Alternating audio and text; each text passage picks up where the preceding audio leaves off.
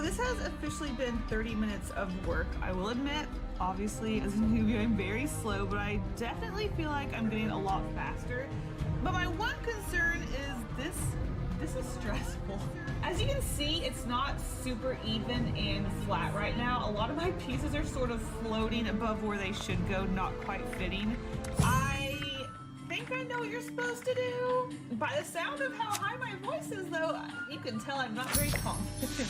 It's really hard to move the pieces around. Once they get onto this sticky sheet, they are quite stuck on there, and you can't just simply push a row to one side.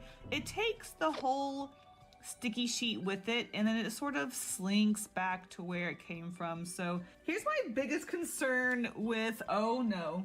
Something tells me talking and working on this is going to be very hard. It's really hard for me to get them exactly where they should go. They're always sort of a little bit off, but once these little guys hit that sticky sheet, they're going nowhere. You can push and shove the rows, but it always bounces back. So as you can see, a lot of these are not very smooth. They're sticking up in places, but I do know of one way to go about this, and in fact, I think maybe you're even supposed to approach it not expecting all of the pieces to go exactly where they go, because if you put them down really quickly, you can just easily fix it. So I'm gonna finish with our reds, and then we'll attempt the fix. We'll see how it goes. In classic Casey fashion, I thought it would be fun to, instead of looking up what to do, we just sort of wing it and make mistakes together. That's how I grew up in the 90s without the internet, you know. Here we go. It actually got, I am surprised this is actually working. You can see it's becoming smoother and the pieces are becoming more lined up. There's just a few more here and there that I think just need a little extra push. Okay, we have finished our first color, our red section here. All done. I'm gonna move on to our black, then our blue, and then slowly working my way through. I'll pop in whenever I feel like I have something new to discuss, a new discovery, or I don't know, a realization that I've been doing it wrong the whole time. Time for me to watch a few hours of a show and just really get into it.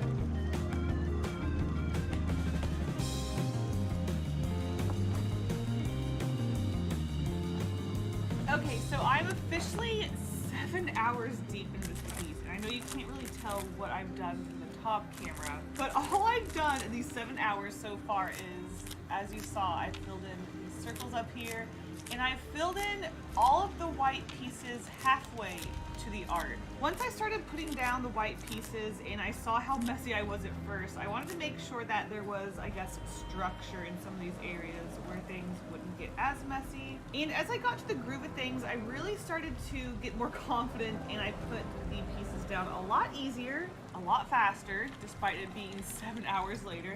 But things are a lot neater, a lot nicer, and I think I am now ready to start filling.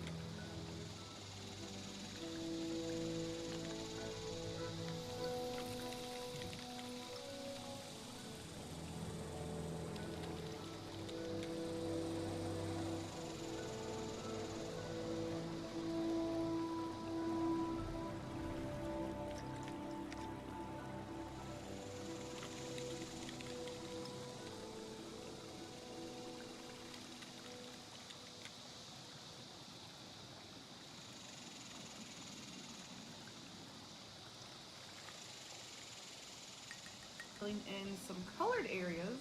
As tempting as it is to just completely do the white in the whole piece, I want to get to some of the small little details. So yeah, that's where I am, 7 hours deep. We shall continue.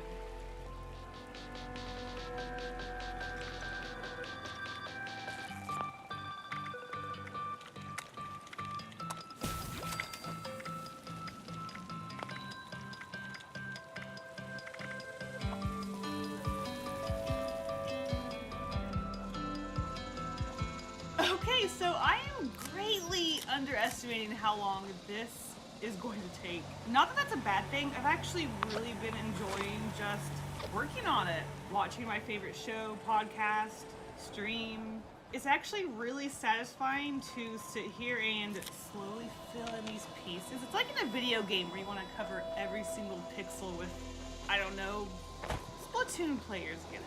And I won't lie, it probably definitely makes me like this piece a lot more because it is my art and that's pretty freaking cool. But anyways, several hours later, wow, and I have finished these colorful circles here. I'm getting, oh gosh, there's progress, okay? There's progress. I'm only working on half of it, which is kind of funny. There is this natural split in the middle because of the actual piece I made. You know how much cat hair is probably in here already? A lot of cat hair. A lot of cat hair. I'll admit the big splotches of color are really relaxing. I have literally lost hours of my day. I don't know where the day went. I'm enjoying it though, but I'm excited to work on some smaller details.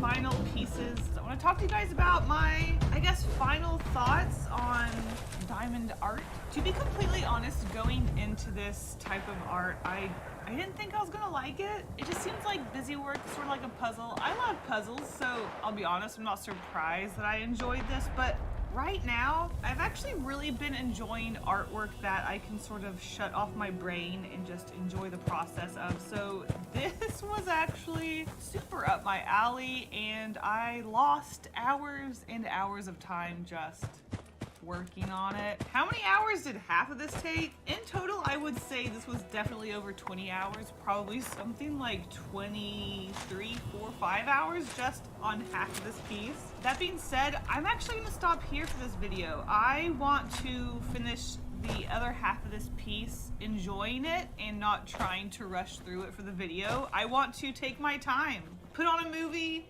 enjoy it, stream it, I don't know, we'll see.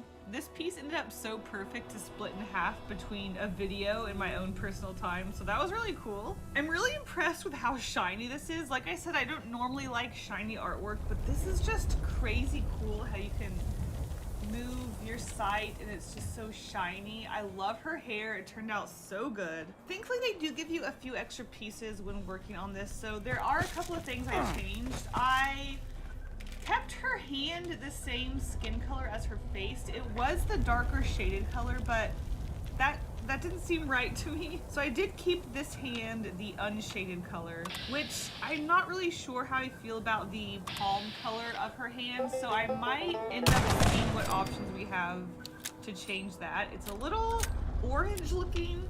I am tempted to put a little bit of white in her eye to make it shiny, but I think that's something that I'll probably make the judgment call when I finish the piece. I'm excited to one day work on this girl. She looks really fun. I enjoyed the process of this piece. Look how shiny it is. I mean, video. And that's it, Diamond Art Club. If you also want your own Casey Golden themed Diamond Art Club piece, obviously they will be linked in the description. Try it out, maybe you'll like it, I don't know. Tragically, I just spilled a whole pack of diamonds while trying to pick this up. But anyways, I am super excited to work on the rest of this piece. I'm not even gonna...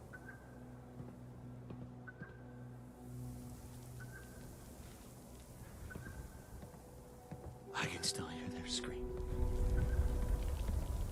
It's a clearance sale on Clarence Thomas. According to a bombshell report from ProPublica, Supreme Court Justice Clarence Thomas has been secretly accepting gifts in the form of luxury vacation from billionaire Republican donor Harlan Crow and failed to disclose them for over 20 years. And a second ProPublica report revealed that one of Crow's companies purchased 2 vacant lots and a house from Thomas and his relatives in 2014, which Thomas also failed to disclose. Also, the home just happens to house one Leona Williams, Clarence Thomas's mom, who the billionaire donor has allowed to live there rent-free. And now a Washington Post investigation discovered that Thomas has for decades claimed income from a real estate company that no longer exists. The optics alone here are terrible.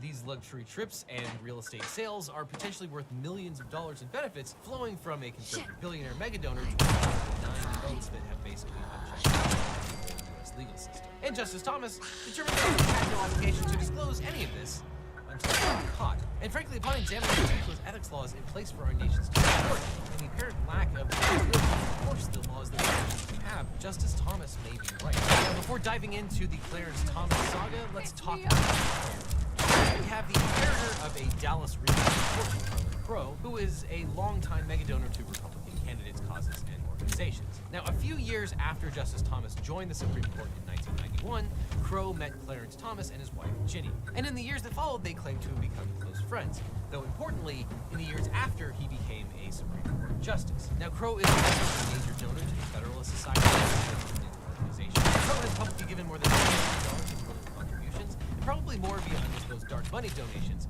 But when asked about his contributions, Crow once told the New York Times that he, quote, does not disclose what I'm not required to disclose. Now, on April 6, 2023, ProPublica revealed that Clarence Thomas has accepted luxury trips nearly every year from Crow without listing them on his federal disclosure forms. In June of 2019, Justice Thomas and his wife Ginny flew on Crow's Bombardier Global 5000 jet to Indonesia, then boarded Crow's 162-foot super yacht for 9 days of island hopping. The total cost of the trip would have exceeded $500,000 had the Thomases chartered the plane and the fully themselves. According to reports, Thomas went on at least 6 trips on Crow's private jet, including to Indonesia, upstate New York, and New Haven, Connecticut. He also traveled with Crow to the Grove, an exclusive California all-male retreat, and visited Crow's ranch in East Texas. And 1 week per year, Thomas would vacation at Crow's private resort in the Adirondacks. And this is certainly much different from the more humble and down-to-earth image that Justice Thomas has had to cultivate over the years. You know, I don't have any problem with going to Europe, but I prefer the United States. And I prefer seeing regular United States going across the world. I prefer the RV parks. I prefer the Walmart parking lots, beaches, and things like that. Yeah, sure. I'm sure that's the case. And just a week after the initial report on April 13th,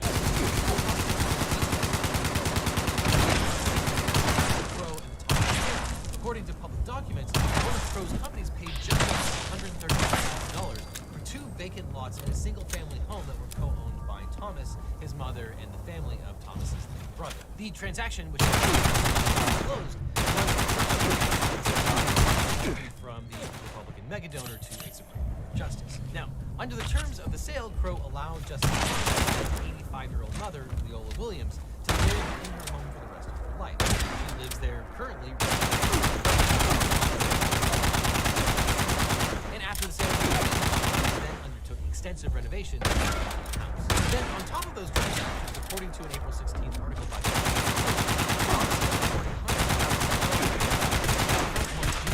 partnership for 2 decades. The problem here is that the real estate firm founded by his wife and relatives has not existed since 2006. The company's assets were taken over by a similarly named Ginger Holdings LLC, but Thomas's disclosure forms make no mention of the new firm. Now, given the similarity of names, it's possible that the company was just listed error, but it merits mention given Thomas's decades-long history of non-disclosure. In a statement provided to ProPublica, Crow describes the Thomases as, quote, very dear friends, and defended the trips as the kind of hospitality he extends to all their close friends. Quote, we have been most fortunate to have a great life of many friends and financial success, and we've always placed a priority on spending time with our family and friends. With respect to the property purchase, Crow said he purchased the home with a plan to turn it into a public museum honoring Clarence Thomas. While he claimed the transaction was at market rate, Crow purchased a vacant lot and a house on the same block for $40,000. Crow did not explain why he bought the two vacant lots, but indicated that they had been sold. Crow also asserted that he has never attempted to influence Justice Thomas on any legal or political issue, and claims he is unaware of any friends attempting to influence Thomas on the same. But at the same time, Crow serves on the board of multiple groups that have advocated at the Supreme Court through the filing of management groups. And in 2005, a company called Trammell Crow Residential that was formed by Harlan Crow's father and partly owned by Harlan Crow was a defendant in a case before the Supreme Court. Clarence Thomas did not recuse himself from that case. In response to ProPublica's reporting, Clarence Thomas defended the trips and pleaded ignorance that it was wrong. In a rare statement stated, quote, Harlan and Kathy Crow are among our dearest friends, and we have been friends for over 25 years. As friends do, we have joined them on a number of family trips during the more than quarter century we have known them. Early in my tenure at the court, I sought guidance from my colleagues and others in the judiciary and was advised that this sort of personal hospitality from close personal friends who did not have business before the court was not reportable. I've endeavored to follow that counsel throughout my tenure and have always sought to comply with the disclosure guidelines. These guidelines are now being changed as the committee of the Judicial Conference responsible for financial disclosures for the entire federal judiciary just this past month announced new guidance, and it is, of course, my intent to follow this guidance in the future. Now, this statement raises far more questions than it answers. For example, while Thomas acknowledges being gifted family trips from Crow and perhaps others, he does not address the use of Crow's plane for other reasons. And as we'll talk about later, travel and the actual vacation itself are treated differently. For example, in 2016, Thomas used Crow's plane for a direct 3-hour trip to and from New Haven, Connecticut, which would have cost about $70,000. And it appears that Thomas might have been the only one on that plane. And obviously no one would ever vacation in New Haven, Connecticut, so the trip must have been for some other reason. Additionally, Thomas asserts that he sought guidance within the judiciary and was advised that his hospitality from close personal friends was not reportable, but Thomas doesn't specify who advised him, whether they had any expertise whatsoever, whether they were self-interested in that advice, whether this occurred before or after befriending Crow, or whether he followed up after this initial advice within the 30 years that this has been going on. And while Thomas claimed that he has always sought to comply with disclosure guidelines, the justice has a documented history of forgetting to disclose certain things. In 2011, Thomas amended prior forms to reflect income his wife earned between 1998 and 2003 from the Heritage Foundation, which is a conservative think tank, which Thomas claimed was admitted. A 2004 LA Times report revealed that Thomas had accepted private plane trips and expensive gifts, including a Bible that was previously owned by Frederick Douglass, valued at $19,000, and a bust of Abraham Lincoln, valued at $15,000. The article also noted that Crow had donated $175,000 for a new Clarence Thomas wing at the Justice Childhood Library in Georgia. And after the Times report, Thomas continued to take plane trips from Crow. He just stopped disclosing them. And ProPublica is not the first publication to raise questions about the relationship between Crow and the Thomas family. In 2011, the New York Times detailed numerous favors that the Texas billionaire had done for the Thomases, including helping to finance a library dedicated to the Justice in Savannah, Georgia, and providing $500,000 for Ginny Thomas to start a Tea Party conservative activism group, which came with a $120,000 a year salary for Ginny Thomas. And in a move that stirred controversy at the time, Crow financed a multi-million-dollar restoration of a cannery that included a museum about the culture and history of Pinpoint, Georgia, a pet project of the Associated Justice. Now, Crow says he hasn't tried to influence Thomas on any issue, and it's true that people who are ideologically aligned are probably more likely to become friends. But if a billionaire gave my partner $500,000 to start a political organization, flew us around the world on a private jet, bought property from me that would both house my mother for the rest of her life, and promised to have that house turned into a museum honoring me, well, you might question the independence of this channel. Now, Thomas's former law clerk James Hope, who sits on the Appeals, defended his former boss by suggesting that the hypocritical double standards were in play, saying that, quote, there's a big difference between actual corruption and the appearance of corruption. But even if there isn't any quid pro quo between Crow and Thomas, the entire crux of judicial ethics is based on avoiding any appearance of impropriety. propriety. But under 28 U.S. Code Section 455, any federal judge, including these Supreme Court justices, are supposed to recuse themselves from any proceeding, quote, in which his or her impartiality might reasonably be questioned. Unfortunately, there are neither official rules nor a legal mechanism to force the justices to recuse themselves, and Chief Justice Roberts has long resisted calls to impose a code of ethics on the Supreme Court. And not surprisingly, there is a wide-ranging debate on this topic. Multiple legal experts told ProPublica that these non-disclosures were not just unethical, but may have broken the law, specifically the Ethics in Government Act of 1978. And in a bit of cheekiness from Congress, the Congressional Research Service put out a helpful explainer of this law following, quote, a recent article detailing undisclosed trips by an associate justice. Whoever that could be. Of course, as you may know, finding a great lawyer can be hard. That is, until now. My firm, the Eagle Team, is now accepting new clients. If you've been injured in a car accident, medical malpractice, or just about anything, or you just need a lawyer, we can help represent you or find you the right attorney. Because you don't need a legal team, you need the Eagle Team. Just check out the link in the description. Now back to Clarence Thomas's shenanigans. Now, the Ethics in Government Act, or IGA, was passed in the aftermath of Watergate, in part to, quote, preserve and promote the integrity of public officials and institutions. To achieve this goal, IGA established financial reporting requirements for many high-level government officials and employees, including Supreme Court justices. The Judicial Conference of the United States, the principal policy-making body for the federal courts, has authority under the IGA to administer the financial disclosure requirements for judicial officers and employees. And under IGA, the Attorney General is authorized to bring enforcement actions against any individuals who violate the law's disclosure requirements. Those who knowingly and willfully fail to file or report any required information face fines of up to $71,000 per omission, adjusted for inflation. And in addition, those who knowingly and willfully falsify information can face fines and up to a year in prison. Now, some have argued that Thomas did knowingly and willfully violate these statutes. Under the pertinent rules, disclosures must include the, quote, identity of the source and a brief description and the value of all gifts, while the Judicial Conference filing instructions say that all gifts over $415 must be disclosed. In addition, the failure to disclose the $133,000 sale of property from the Thomas family to Crow could also be a violation. Justices are required to report a brief description, the date and category of value of any purchase, sale, or exchange which exceeds $1,000 in real property. Now, there is a personal hospitality exemption to disclosure, which provides that any food, lodging, or entertainment received as personal hospitality of an individual need not be reported, but it's likely that parts of these trips might not fall under that exception. The Act defines personal hospitality as hospitality extended for a non-business purpose by an individual, not a corporation or organization, at the personal residence of that individual or the individual's family, or on property or facilities owned by that individual or the individual's family. Yacht and air travel are not food, lodging, or entertainment, and it seems that disclosure should have been required under the relevant acts. Though in March of 2023, the Judicial Conference clarified the contours of this exception, which the authors argue reinforce this reading. Quote, the personal hospitality gift reporting exemption applies only to food, lodging, or entertainment, and the reporting exemption does not include gifts other than food, lodging, or entertainment, such as transportation that substitutes for commercial transportation.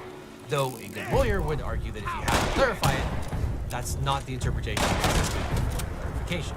And as luck would have it, we do have a fairly recent prosecution for failure to disclose IGA. In March of 2022, a federal judge ordered ex-Apprentice star turned Trump aide Omarosa Manigault Newman to pay $61,585 in civil penalties for knowingly and willfully violating IGA for her acrimonious filing in 2017. In his 15-page opinion, Judge Richard Leon of the D.C. District Court found that Omarosa had received countless reminders from administration attorneys of her legal obligation to file a termination report financial disclosure within 30 days of being fired. And those arguing that Thomas knowingly and willfully failed to disclose past gifts point to the fact that in 1997, Thomas disclosed that Crow flew him to the Bohemian Grove on a private plane. That travel, along with Crow's history of lavishing Thomas with gifts, was reported by the LA Times in 2004, which drew a lot of criticism. But for the next 20 years, Thomas apparently decided to keep accepting flights from Crow, but just didn't report it anymore. So Thomas's statement that he received advice telling him that he didn't have to report plane and yacht trips doesn't really comport with the fact that he used to disclose this information, but then chose not to. Now, many observers have unfavorably compared Thomas's example to that of Justice Abe Fortas, who ended up resigning from the Supreme Court in 1969 after his own payment scandal. In 1968, LBJ nominated Justice Fortas to succeed Earl Warren as the Chief Justice. But an investigation revealed that Fortas had been paid $15,000 to be an adjunct professor at American University. But funding came from some of Fortas's old firm and clients, some of which came before the court. Fortas would later request to withdraw his nomination, but opted to stay on the court. But in 1969, it was revealed that Fortas took a $20,000 retainer from the family foundation of an indicted securities swindler, Lewis Wolfson. President Nixon, hoping to fill a liberal Supreme Court seat with a conservative, began leaking information to the press to pressure Fortas to resign. Now, Fortas's conduct was not technically illegal at the time, but Chief Justice and Fortas's friend, Justice Hugo Black, urged Fortas to resign to protect the integrity of the court. Reluctantly, Fortas resigned, and Republican Nixon got his wish. But don't expect Clarence Thomas to resign anytime soon. But the question remains, who can launch an investigation into the Supreme Court? Well, by law, the DOJ may initiate an investigation on its own or at the request of the Judicial Conference. Democratic Senator Sheldon Whitehouse of Rhode Island and Representative Hank Johnson of Georgia have sent a letter requesting the Judicial Conference investigate, writing, quote, "There is at least reasonable cause to believe that Justice Thomas intentionally disregarded the disclosure requirement by not reporting the 2014 property sales to Crow." But there's not a lot of examples of the Judicial Conference making such referrals, nor the DOJ prosecuting. In 2014, the Judicial Conference referred Judge Boyce Martin, a Carter appointee to the Sixth Circuit, to the DOJ's Public Integrity Unit to investigate allegations of improper travel reimbursements. But the department decided not to pursue charges after Judge Martin, who had retired in 2013, voluntarily repaid the $138,000 he had received as travel reimbursements during the contested 4-year period, even though he said only a fraction had been challenged. Okay, it's Devin from the future, and there's been a lot of new developments. So much so that I moved things around in my set, so it looks slightly different now. Now, Clarence Thomas has not denied any of the facts in the ProPublica article, and Thomas's defenders assert that the whole story is nothing more than a smear campaign by bitter Democrats. Though it should be noted that some of Thomas's public defenders have also accepted money and fancy trips from Harlan Crow. For example, over at the National Review, lawyer Mark Paoletta wrote a story with the following headline: "Justice Thomas acted properly and was not required to disclose his trips."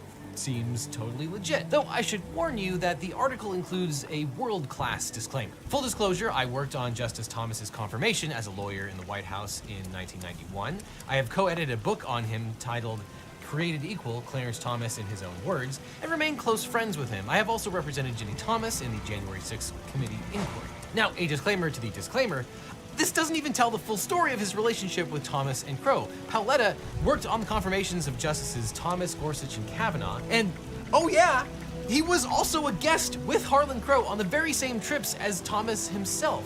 Here he is with Justice Thomas at Camp Topridge in the painting commemorating one of those vacations. Truly a masterful painting that really captures the essence of the photograph, which was also taken at the exact same spot. And it also captures the delicate light reflecting off of Harlan Crow's calves. But Paoletta's argument is that Thomas wasn't required to disclose the vacations because the personal hospitality requirement is brand new. And in an equally baffling follow-up piece, Paoletta addresses the sale of the house that Thomas's mother lived in. The crux of the argument is this, quote, "In the years preceding this transaction, Justice Thomas and his wife put significant sums of money into making improvements to his mother's house.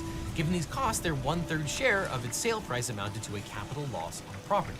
Because of that, Justice Thomas did not believe that the sale of his mother's home was a reportable transaction. This is, without exaggeration, insane. The relevant statute, as you've seen, requires disclosure of, quote, any sale which exceeds $1,000 in real property other than the property used solely as a personal residence of the reporting individual or the individual's spouse. It makes no distinction between whether the sale was for a profit or loss. It kind of makes you question Thomas's ability to understand, the law. Meanwhile, Justice John Roberts turned down a request to testify in front of the Senate about the unreported gifts, travel, and real estate transactions. Instead, he sent a letter stating that the justices are all ethical. All 9 justices signed a document attached to the letter entitled Statement of Ethics, Principles, and Practices. Roberts suggested that there was a separation of powers issue with asking the Chief Justice to appear before the Senate. He points out that only 2 justices and 3 presidents have ever done so. Though it does make one wonder what kind of checks and balances there are if the Supreme Court can't be forced to testify in the face of potentially huge corruption. And as the Chief Justice acknowledges, testimony of justices and presidents is rare but not unheard of. The two justices who testified to Congress in the past were questioned about administrative matters. So the Chief Justice implies that it's fine to go to the Senate to talk about minor issues, but it's somehow beyond the pale for the Chief Judge to address serious ethical issues. Now, obviously, the justices fear additional embarrassing disclosures. For example, 9 days after his confirmation, Justice Neil Gorsuch sold a property that had languished on the market for 2 years. He disclosed the sale, but left the buyer section blank. The buyer turned out to be the leader of a law firm with, surprise, many cases in front of the Supreme Court. Now, these accusations have come out against Clarence Thomas, but they'd be astounding if any justice had committed them. And of course, these are only the facts that we know about. For all we know, Justice Sotomayor might be being flown around the world by Bill Gates, and Kagan is getting hundreds of thousands of dollars of vacations from Larry Ellison. And all of that would be super bad. But the lack of ethics or enforcement is a real problem with no easy solution. There are real separation of powers issues, and the Supreme Court interprets the law. And also, Congress is pretty much deadlocked on everything, so it's not likely that any of this is likely to change anytime soon. And Paoletta stepped up again to defend Thomas when reports came out that Crow paid for the private schooling of his grandnephew. Reports state that Thomas took on his grandnephew, became his guardian, and raised him as a son.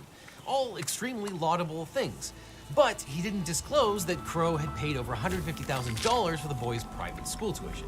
This time, though, Paoletta seems to have a better defense for Thomas. Paoletta argues, and I think he's right this time, that the relevant statute requires disclosure of gifts for dependent children, but defines dependent children as a son, daughter, stepson, or stepdaughter, and who is a dependent defined by the IRS. No idea why the statute is written that way, but it seems true that Thomas's grandnephew is not a son, daughter, stepson, or stepdaughter, and thus this particular incident would need to be reported.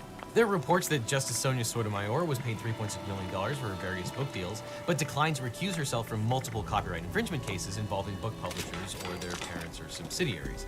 Now, that's bad too, but at least she disclosed those issues where Thomas seems to have hidden his incidents completely. Of course, the justices really enjoy their privacy. So if you'd like to be as private as a Supreme Court justice, you can get your online personal data taken down with today's sponsor, Incogni. Now, I don't know about you, but I've seen a huge uptick in the amount of spam that I'm getting. And it's no surprise. Every year, the number and scope of data breaches worldwide is rising. And you might not know it, but there are hundreds of data brokers that possess and sell your personal data probably right now, and their numbers are growing every year. These data brokers could have your name, your address, phone number, shopping habits, possibly even your social security number, all up for the highest bidder. I know when I checked, there were literally hundreds of different companies that had this information. At best, this leads to scam calls, and at the worst, identity theft and doxing. But here's where Incogni comes in. Incogni fights on your behalf to remove your personal data from data brokers and deals with any objections from their side. All you have to do is create an account and give them your approval to work on your behalf. Incogni conducts repeated, ongoing removals because even if the broker removes your data once, they could collect it again. Incogni makes sure that your personal information stays off the market for good. When I signed up, I saw a huge decrease in the number of spam emails and calls that I was getting. And it was terrifying to see exactly how many brokers have our data, and it's really fun to watch Incogni get them to delete that info one by one. If they fight, Incogni will actually fight back and send repeated letters on your behalf until that information is gone. So if you'd like to give Incogni a try, click on the link below to get 60% off of Incogni when you use the code LegalEagle. Again, to get 60% off, just click on the link that's on screen right now or down in the description and use the code LegalEagle. And after that, click on this box over here for more Legal Eagle, or I'll see you in court.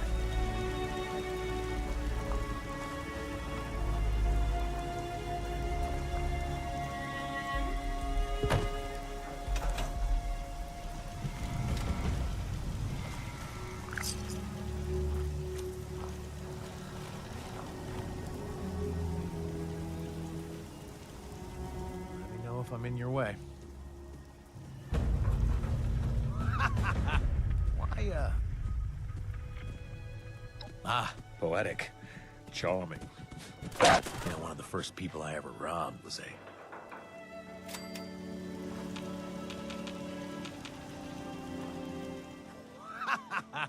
why'd you... Poetic. Charming. You know, one of the first people I ever robbed was a wandering poet. Yeah, she came to our camp when I was a kid. She recited some poems from the old days, when she fell asleep, I went through her satchel and stole all her mentats for my brother. And, look, I'm gonna make this short and sweet. Hey, you already stuck it to them once at the... We want to take... But before we head down that road... Of course not. Good. Best bet would be my old pal Edwin. To, piss him off, I stole his stupid diary. Cops love getting On his videotaped. help, we They'll can get it back. never admit it, but they secretly love handle being that? on camera. Which is why First Amendment auditors are universally loved throughout the country. It's not controversial at all. Now, the introduction of smartphones has revolutionized citizens' ability to document the misconduct of police officers and public officials in real time. And with the advent of social media, Always. these videos that shine a light on I police tell you what. brutality, such as Eric Garner, Walter Scott, and George Floyd, can go viral, bringing instant attention to the taking film it all subjects and even fame to the photographer. And fun fact, before the advent of smartphones, police never infringed on anyone's First Amendment rights, at least according to the police. But in recent years, the filming of police has evolved into a growing social movement and online subculture known as First Amendment audits, where citizens, auditors, film their own encounters with government employees in public spaces to test whether the filmmaker's constitutional rights will be respected or violated. First Amendment auditors cast themselves as patriotic activists and citizen journalists fighting for transparency, accountability, and open government. This is an entire genre on YouTube. Somebody tell you to leave, and then if you don't leave, you'll have to go to jail. Is that what you want? No, I don't want that. Then let's move on. Let's not violate my rights, fellas. Let's go ahead and hop back in your little vehicles and have a nice day. You're interfering with their drive-through. No, I'm you not. can say you wasn't, but you were. Inshallah. Inshallah. Assalamu alaikum. We understand that there needs to be law enforcement. People are out there doing bad things. It depends. Documenting police and public audits are not about defending the Constitution as much as they are a cynical vehicle for monetizing online outrage and unfairly maligning public servants. Many auditors can and do make thousands of dollars per month from their viral confrontations, videos that are often peppered with profanity and other deliberately provocative behavior. So, who's right here? Well, it depends. Documenting police and public spaces finds its roots in cop watching, a civil rights era practice in which groups of private citizens patrolled urban communities with cameras to document any police misconduct. But in the mid-2000s, First Amendment auditing began to take shape just as handheld digital and smartphone cameras were becoming widely available. Typically, videos documenting public misconduct have come from citizens who happened to be at the right place at the right time. Such was the case with Darnella Fraser, who at 17 years old recorded Officer Derek Chauvin kneeling on George Floyd's neck for nearly 10 minutes. But what differentiates First Amendment auditors from spontaneous recordings like Fraser's is that auditors deliberately seek out encounters with public officials rather than filming misconduct they just happen to witness. First Amendment auditor Zoe Perez, who goes by the name Furry Potato on YouTube, summed up the goal of auditing as follows, quote, "It's not only about shining a light on the crooked bad cops, but shining an even brighter light on the good cops. You put yourself in places where you know chances are the cops are going to be called. Are they going to uphold the Constitution or break the law?" One of the earliest First Amendment audit groups was Photography Is Not a Crime, or PINAC, a Florida-based news website and advocacy group which focuses on the right to film police. PINAC was created in 2007 after its founder, veteran photojournalist Carlos Miller, was arrested for photographing a group of 5 Miami police officers conducting a traffic investigation. When the police officers asked Miller to leave and stop filming them, Miller reminded the officers that this was a public road and continued taking photos. Miller claims the officers then threw him to the ground and viciously beat him. The officers arrested Miller and charged him with 9 misdemeanors, including resisting arrest.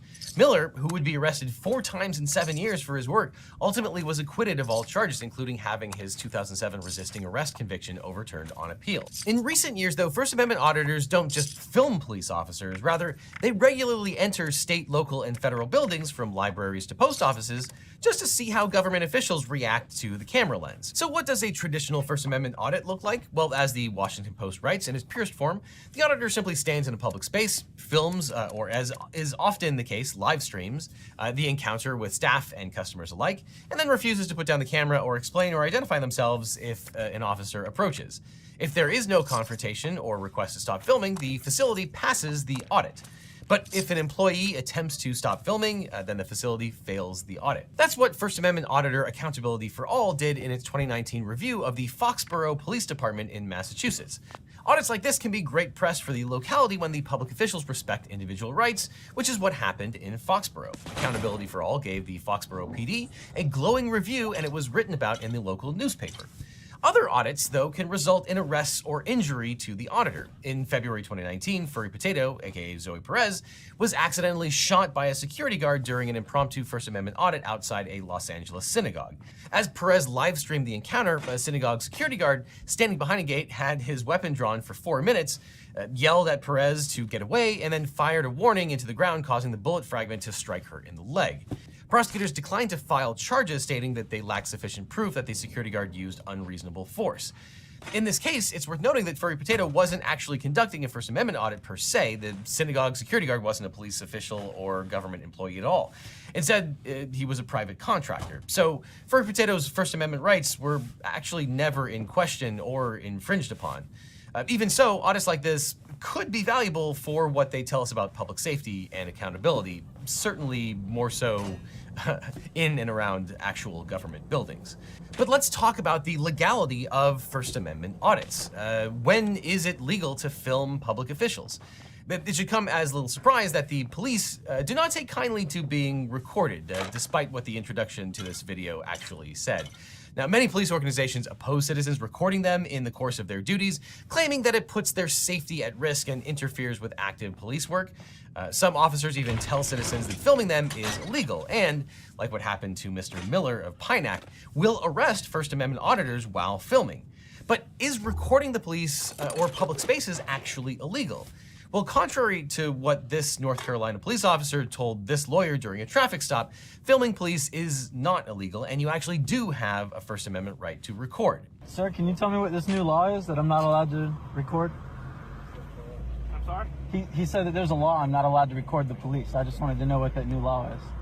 Well, you said you were a attorney, correct? I am. I've never heard of this law that you're not allowed to record the police anymore. It must be brand new. Okay, well, they just recently passed it, so... Like super recently? Seems like a strange law. By the way, I know that finding a great lawyer can be really hard, but that's until now. My firm, the Eagle Team, is now accepting new clients. If you've been injured or just need a lawyer, we can represent you or help you find the right attorney. Because you don't need a legal team, you need the Eagle Team. Just check out the link in the description for that. And now back to First Amendment auditors. Oh boy. And while the Supreme Court has not directly ruled on this matter, federal appellate courts in the 1st, 3rd, 5th, 7th, 9th, and 11th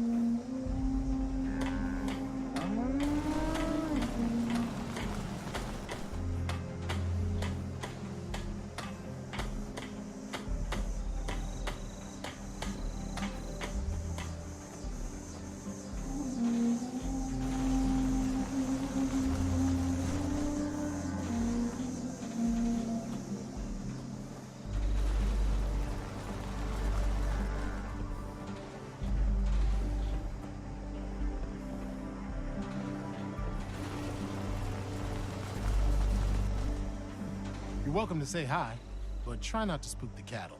Got enough to do around here without having to run after them.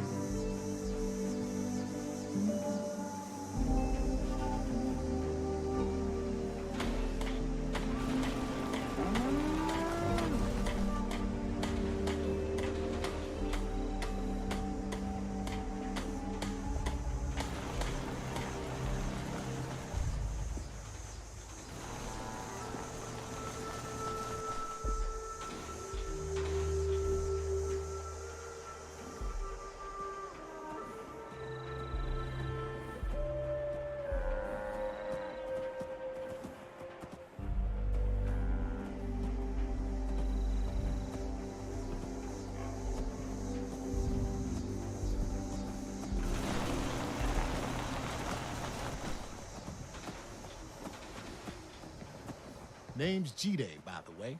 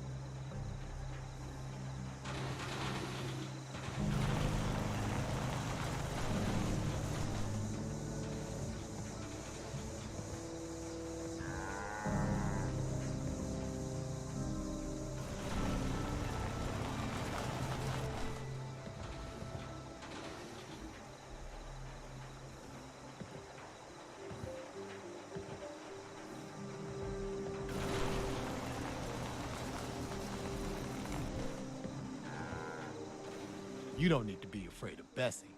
We got her at a discount since she was decommed. Only thing she puts down these days are piles of sheet metal.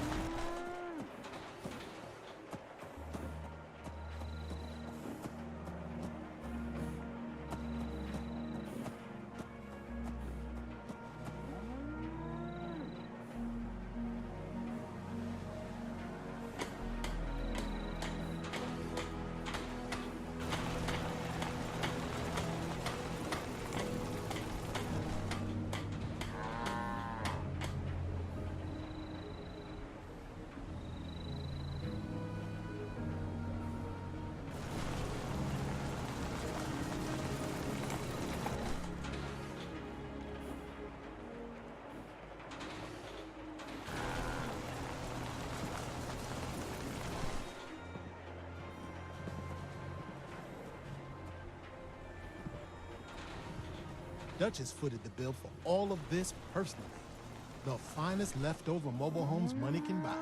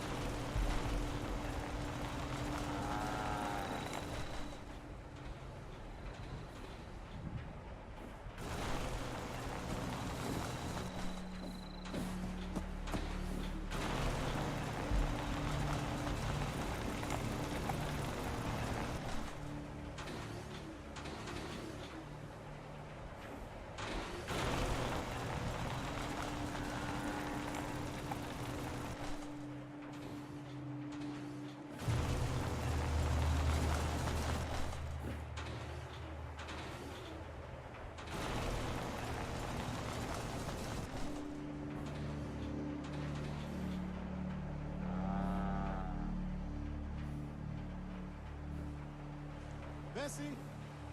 Bessie!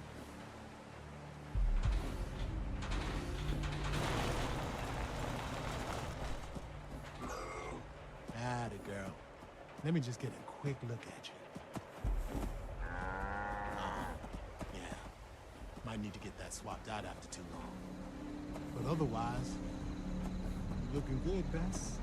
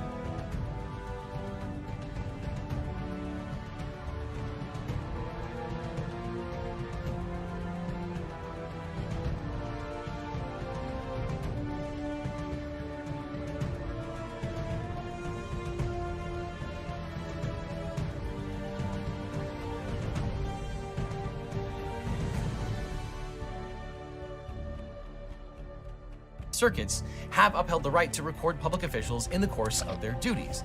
The primary rationale for allowing the recording of public officials is the First Amendment audit right to freely discuss our government and the people's right to access information about their officials' public activities.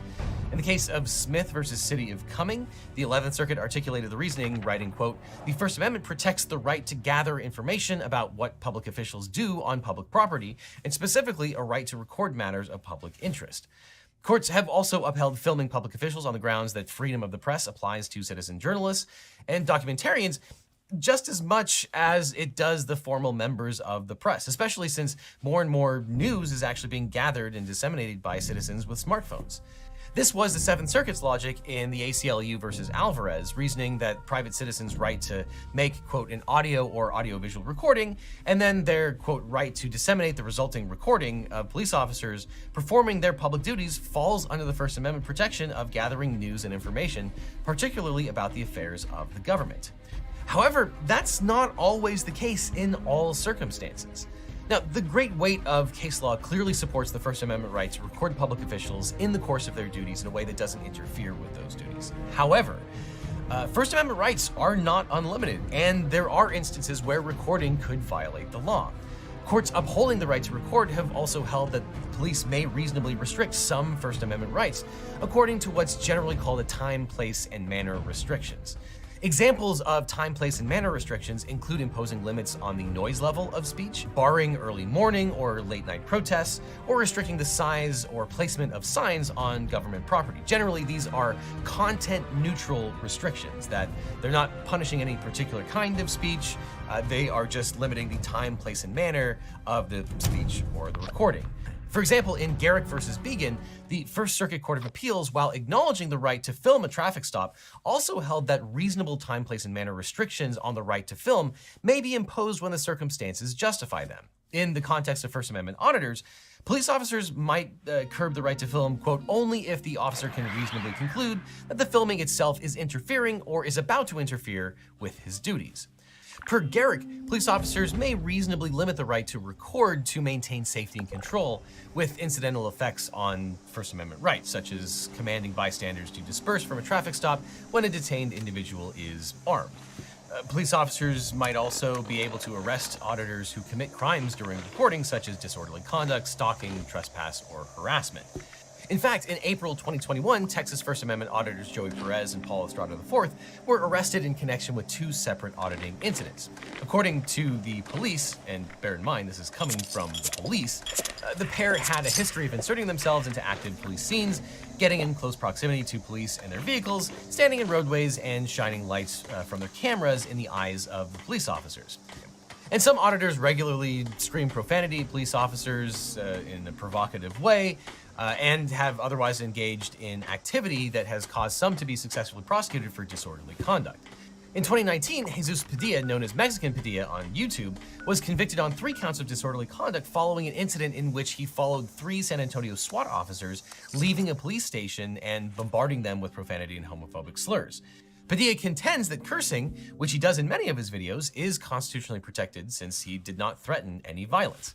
In fact, courts have long held that profane language is constitutionally protected speech. In the famous case of Cohen versus California, the Supreme Court overturned a man's breach of the peace conviction after he was arrested for wearing a jacket reading "Fuck the Draft" in a Los Angeles courtroom. And in 2015, the Washington Supreme Court reversed a teenager's conviction for obstructing law enforcement for yelling, calling Seattle police officers abusive names, and using profanity while the officers investigated a disturbance, which has all led to criticism of First Amendment audits. In recent years, First Amendment audits have expanded into its own social media subculture, with self-appointed auditors live streaming their public encounters on YouTube and Instagram. To critics, these auditors are not standing up for constitutional rights as much as they are interfering with police officers, harassing public employees, and purposefully picking fights for clicks and cash. In a June 2021 video shared with tens of thousands of followers, 32-year-old Sean Paul Reyes, aka Long Island Audit, filmed at a public library even though it was unauthorized to film at the library due to purported privacy reasons. In the video, Reyes refused to budge, prompting a confrontation with Danbury police, and shouts, "Dude, why you gotta be such a tyrant?" And there are plenty of auditors like Reyes who relish in confrontational tactics to elicit a reaction from their subjects. This includes berating subjects with profane language, being intentionally rude and uncooperative when questioned, or engaging in borderline harassment or intimidation like openly carrying firearms in public buildings. Now, many public officials do acknowledge the right to film, if for no other reason that sometimes First Amendment auditors are able to launch successful lawsuits against state and public officials for infringing their First Amendment rights. And as a result, some state governments and police organizations issue guidance on how to respectfully deal with First Amendment auditors, as to avoid having to pay large settlements to auditors. Other public officials have found, let's say, creative and improper ways to try to limit public filming. For example, some public officials have adopted a tactic of playing copyrighted songs in an effort to cause live streaming videos to get automatically blocked by Instagram or YouTube. For example, in 2021, First Amendment Auditor Senate Devermont, who runs the Instagram account Always From the Police, live streamed himself delivering a FOIA request to the Beverly Hills Police Department. However, in two separate encounters, a sergeant pulled out his phone to blast Sublime's Santa Rita while being filmed, seemingly aware of what he was doing. And while that police officer may not practice Santeria, he appeared to have a crystal ball.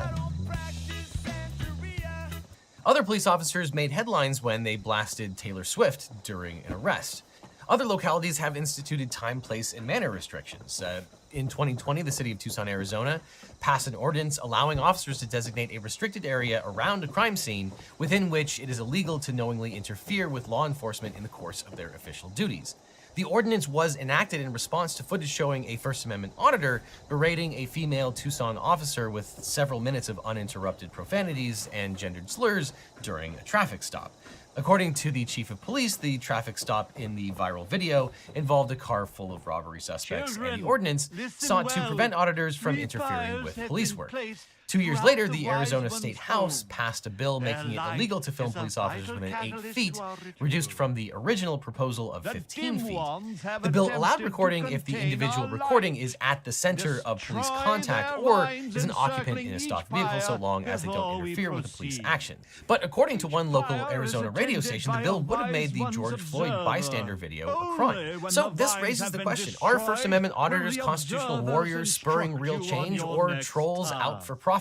Critics can point to countless examples of First Amendment auditors who appear to be motivated by fame or clicks or cash rather than the Constitution. Even among those sympathetic to the movement, it's hard to see how harassing patrons at post offices and public libraries or filming outside a synagogue serves any purpose beyond attempting to go viral.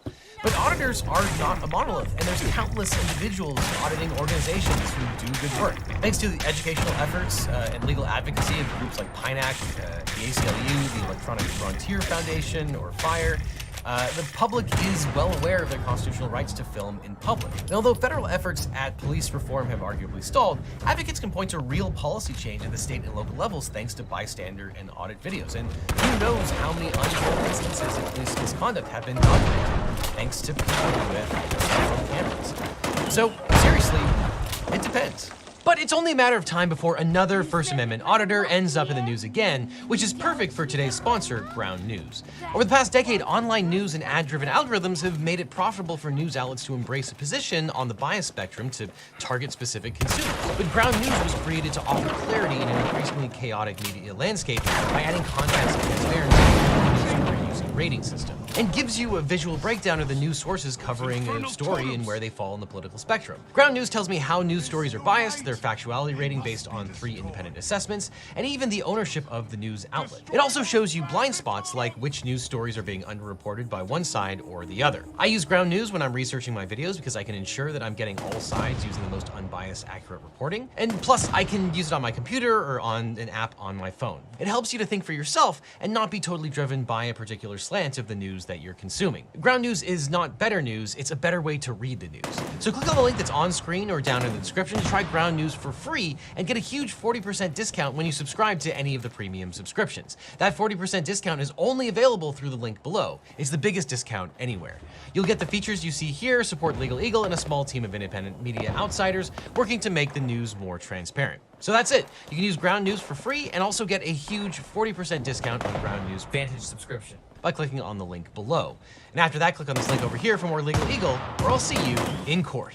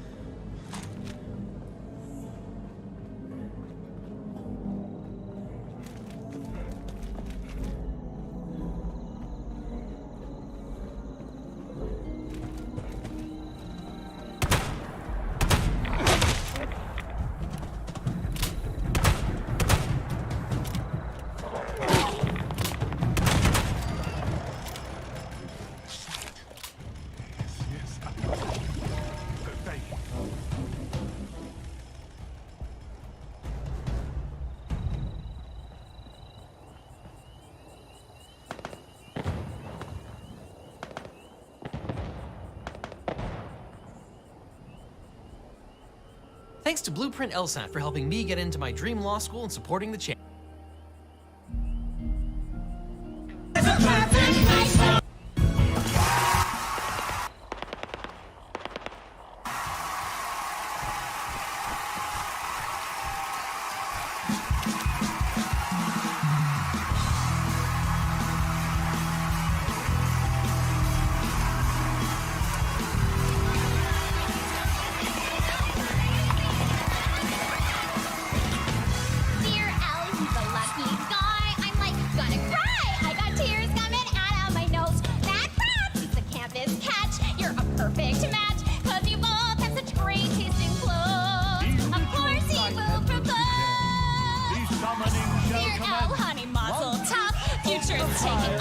Bring that ring back and show it to me. 4 carats, a princess cut. Are you psyched for what?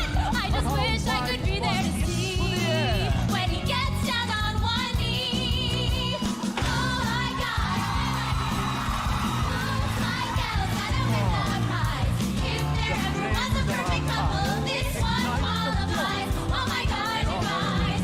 Oh my God, this is happening. Our old homecoming queen and king. We should be trying on a huge engagement ring for size. Oh my God, you guys! Oh my God! Shut up, Warner! Shut up, engaged! Oh my God! Okay, everybody sign. Good! Now fall in line! And we'll start the engagement parade. Light candles, single file. Don't forget to smile. Loose the gum, Kate. You look like the maid. Sorry! Now prepare to serenade. Oh my God, you guys. Who's like else gonna win the prize? If there ever was a perfect couple, this one qualifies. Oh my God, is it serious? Elle and Warner were meant to be. Not once ever has he hit on me. You're just like that couple from Titanic. Only no one dies. Oh my God. 2, 3, 4. Daughter of Delta New, soon to be fiancé. Now that a man chose you, your life begins today. Make him a happy home. Waste not his hard-earned wage, and so he does not roam. Strive not to look your age. Still, if you're out of need, let it be understood. No one can supersede our sacred bond of sisterhood. Oh my God, you guys. Guys, she's not here. What? That makes me crazy in my head. Bruiser, where is Elle? She doesn't have an engagement outfit? Oh my God! She is totally freaking out! She's trapped in the Old Valley Mill? Whoops, sorry. The Old Valley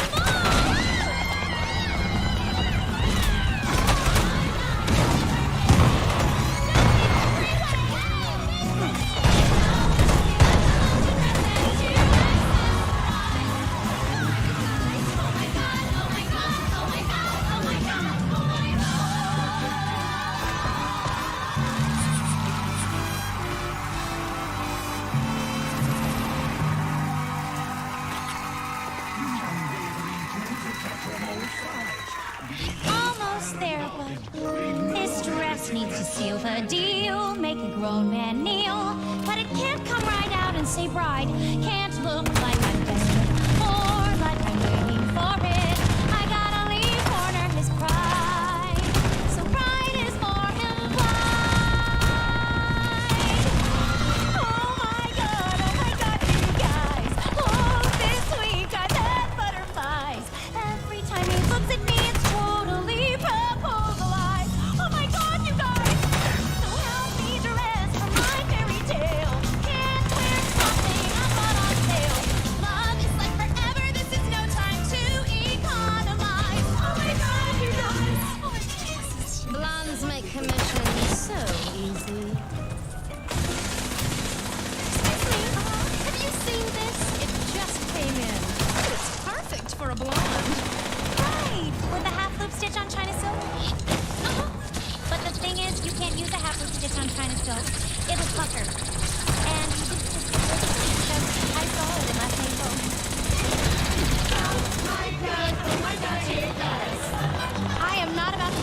year's dress and this year's price.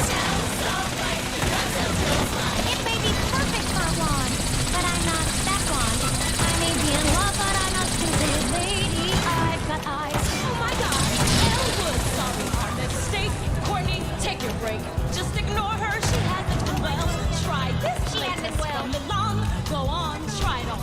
I take care of my best clientele. It's a gift from me to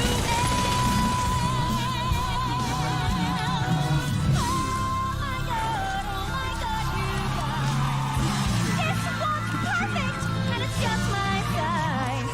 See, dreams really do come true. You never have to compromise. Oh my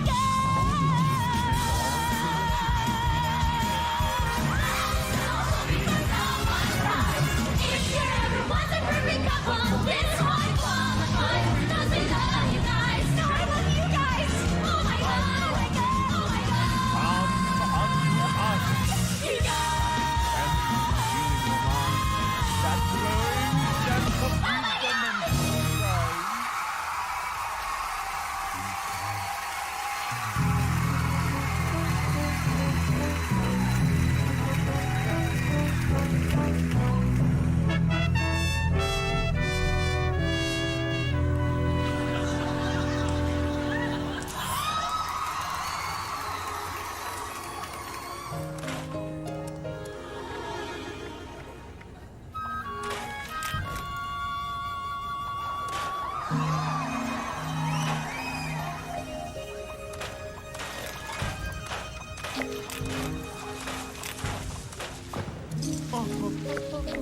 Why, Mothman?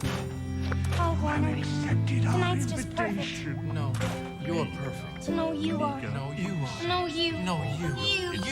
Okay, I'm even irritating myself. Nell, I want you to know how happy you made me. I mean, every guy dreams of finding a girl who looks like you. We both know why we're here. I see it in your eyes. I guess it calms my fear to know it's not a surprise. I thought one look at you, looking like a dream come true, would leave me speechless like you always do. But now we're wide awake, and we've got some plans to make. Let's take some action, baby. So, baby, give me your hand. I've got some dreams to make true. I've got the future all planned. It's time to get serious. Time to get serious with you. I never thought that. Honey, I'm not finished. Oh, sorry. Since I was 2 or 3, my life was planned out neat. I'd get my law degree, and then win my Senate seat. A big white house back east, all of the amenities. 3 kids at least, just like the Kennedys. Here's where our lives begin. But just where do you fit in? Fit me in. I'll break it down now, baby. So, baby, give me your hand. Here's my hand. I've got some dreams to make true. We both have dreams to make true. I know that you'll understand. It's time to get serious. It's time to get serious. Serious. Gotta wake up and take our journey. Serious. Telling you as a future attorney, you want the moon sky, then take it, don't be shy. Baby, that's why you and I should break up. Yes, baby, I'll give you my hand. Baby, what? You're breaking up with me. But I thought you were proposing. Yeah, I did talk to my parents about that, Pooh Bear, but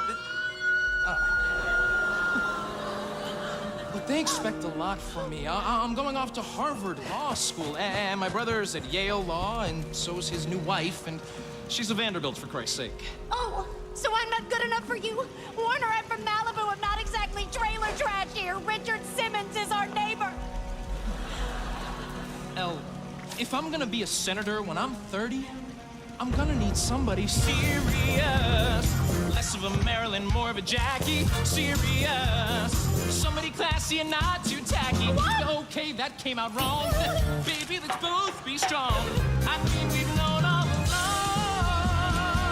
along. Just shut up.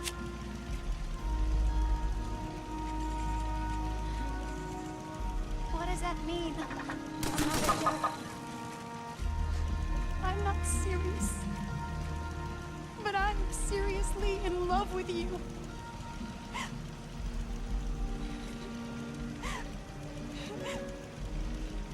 My future's all planned. I've got some dreams to make true. I thought that you'd understand. It's time to get serious. Time to get serious. Check, please.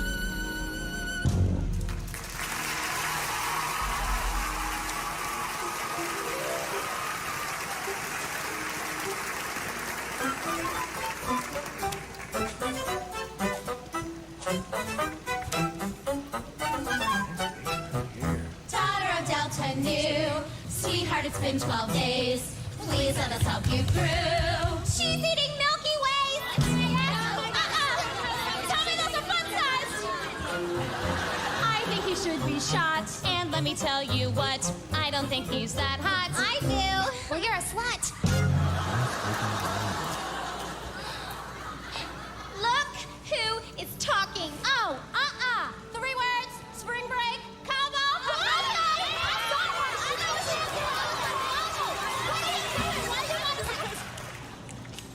Must we all descend into madness? Yes. Oh, snap it out. Snap it out. So good to see you. Look, we brought you new magazines. We got Town and Country, and your favorite, the one they named after you, Elle Magazine. Thanks, Pilar. But I think it's gonna take more than Ellen Town and Country to bring me back from my shame spiral. Well then, sweetie, you are just going to have to hold on, because the new Vogue is not out till next week. Okay. What? Do not tell me ponchos are back in. No. Worse. It's Warner's brother, Peyton Huntington IV, and his bride. Pictures from their wedding. Look. Muffy Vanderbilt. Mommy! Wait a sec. This is the kind of girl Warner wants. Someone serious. Someone loyally. Someone who wears black when nobody's dead. Girls, I have a completely brilliant plan. What you want, Warner, what you want is me. But you need to see me in a brand new domain. Well, it's plain. Warner in a different setting. You will see you're getting all of this plus a brain. I'll meet you there at Harvard with a book in my hand. Big sturdy book, big wordy book, full of words I'll understand and write. There is where you'll see it too. What you want is right in front of you. What you want, it's clear. What you want, right here. What you want is right in front of you. What you want, it's clear. What you want, right here. It's right in front of you. Step 1, he's off to Harvard Law, so I get in there too. Step 2, make Warner reassess, impress him with my high IQ. Step 3, throw a great big wedding, and invite all Delta New. That's great. Nice plan. Now, can we think this through? Harvard Law School? I have a 4.0 average. Yeah, in fashion merchandising. What makes you think you can do this? Love, I'm doing this for love, and love will see me through. Yes, with love on my side, I can't lose, and Harvard can't refuse a love so pure and true. Don't lawyers feel love too? Even if they do, what you want, sweetheart, is no easy thing. If you're going to swing it, it will wreck your senior spring. Yeah, it's true. First, you'll need an LSAT score of more than 174. So no more parties for you. You'll need a killer essay or do not even hope. And glowing letters from your betters. Any chance you know the Pope? No, too bad, because that would be a coup. And you've got a lot of work in front of you. Yes, I know what you want, even so. What you want is right in front of you, What you want, now you go. What you want, now really go. What you want is right in front of you, law school. Good God, why? Law school is for boring, ugly, serious people. And you, Button, are none of those things.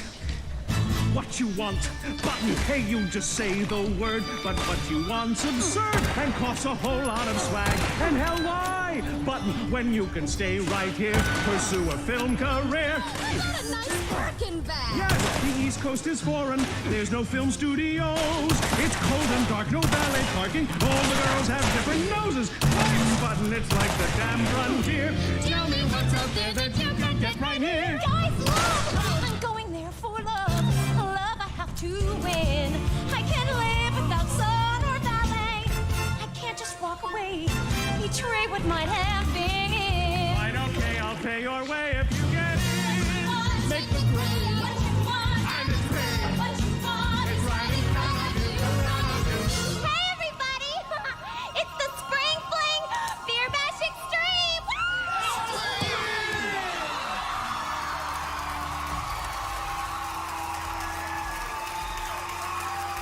Not for you. You can either party or get into Harvard Law. Time to study. Go! This year, Steve! Oh my god! You're making me crazy! What you wanna be out because it's on she won't. What you wanna be stuck inside your door. What you wanna be party with us all night long. What you wanna be strong. Be strong! 134, not good enough. Try again. Go! What you wanna be grooving, bumping, shake the room. What you wanna be proving something and to whom. What you wanna be wondering where your youth is gone. What you wanna hold on. Hold on. 151. Still not Harvard material. Once again. Go! What you wanna be breathing in the healthy air. What you wanna be chasing him and he don't care. What you wanna ignore the pity in their looks. What you wanna is his hurry and hit me. What you wanna be singing like a lonely child. What you wanna be driving out of my. What you wanna be feeling good to be alive. 175. 175. 175. So, gentlemen, Harvard Law grants admission to Adam Cohen and Sundeep Padamadan. Outstanding. And now Ms. L. Woods, who was kind enough to send in a headshot. She's applying. Apparently. Well, she has a 4.0 average. Yes, in fashion merchandising. Well, she did get a 175 on her LSATs. Yes, and there's also a letter of recommendation from Oprah Winfrey. Gentlemen, I'm not arguing Miss Woods is unqualified, but look at her. Is that the face of Harvard Law? Multiculturalism. Excuse me? We should admit her. For reasons of... Multiculturalism, exactly. Gentlemen, please get a hold of yourselves. This is Harvard Law School, not Match.com. Oh, look at that. Oh, what a shame. She didn't bother sending in a personal essay. Space for a personal essay. What you want? Goodness me! What you want? Security! What you want is right. Who are you? I'm what you want. Harvard, I'm the girl for you. And to prove it's true, we all flew here on JetBlue. Thank you. Thank you. Call me. This inspires everyone, admires her, and Harvard should too. This is not a personal essay. Fantasy so boring and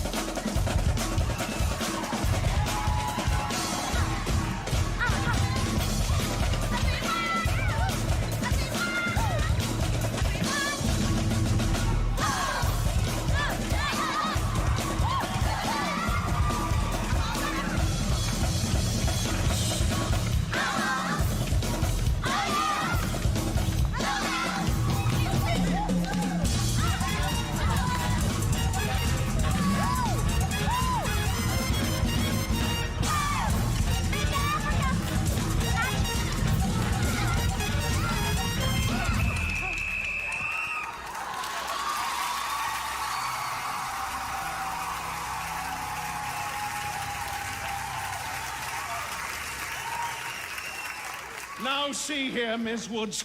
You can't just barge in here with singing and dancing and ethnic movement. It's a very flashy presentation, but I still don't see one reason to admit you.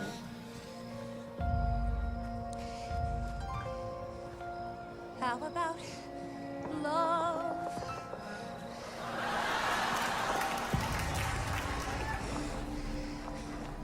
You ever been in love? 'Cause if you have, you'll know that love never accepts defeat. No challenge it can't meet, no place it cannot go. Don't say no to a woman in love. Don't laugh when I say love. Don't think that I'm naive, because even a person who's smart can listen to their heart, can listen and believe. So believe in what love can achieve.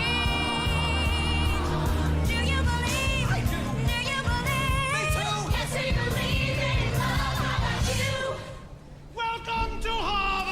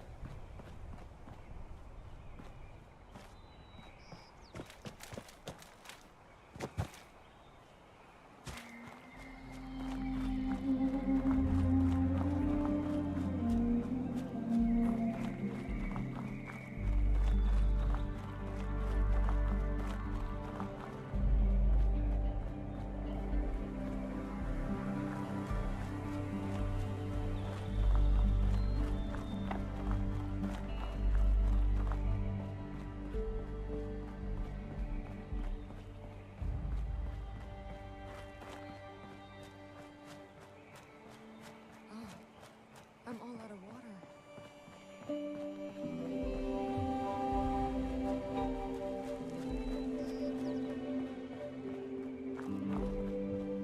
Even after the bombs, Appalachia is still beautiful.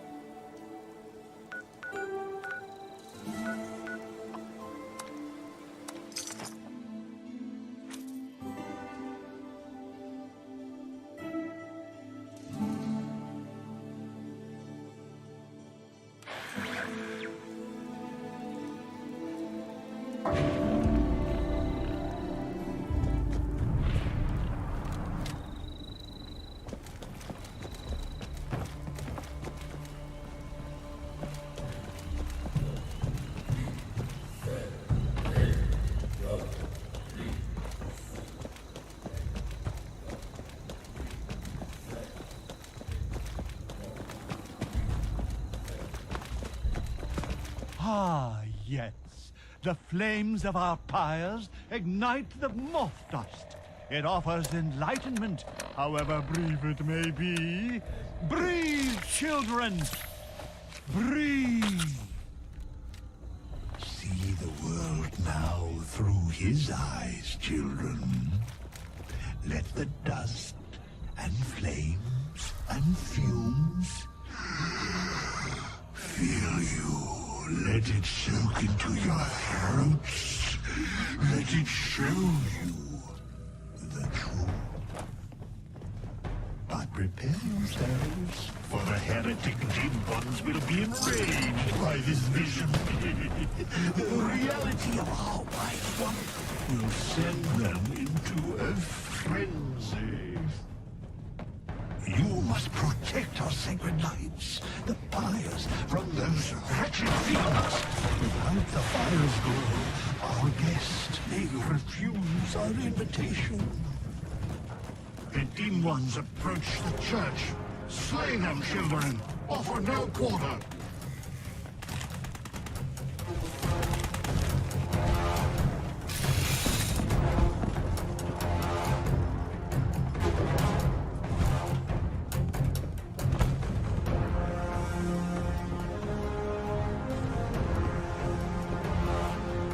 The heretics bring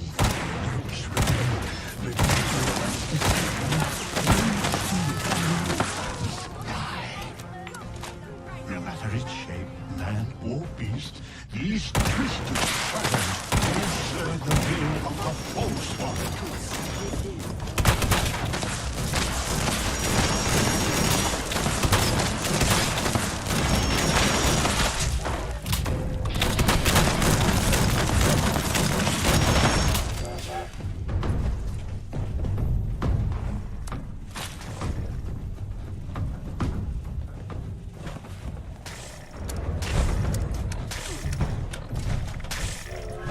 Foul dim ones are headed toward the waterside pyre, children. You must protect it.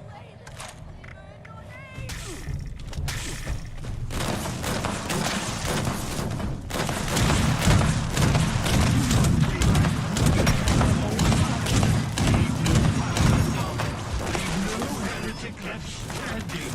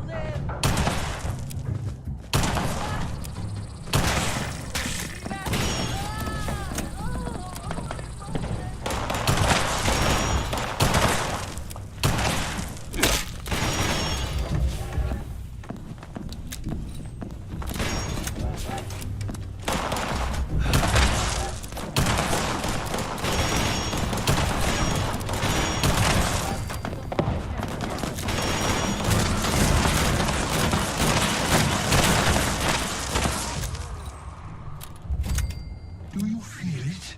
The Wise One draws near. He awaits our signal. Quickly, children, return to me upon the museum's rooftop. We must invite him to us to show him our love and our gratitude. Dance, sing, shout, expel bile from your gut. Show emotion. Why, Mothman? You have accepted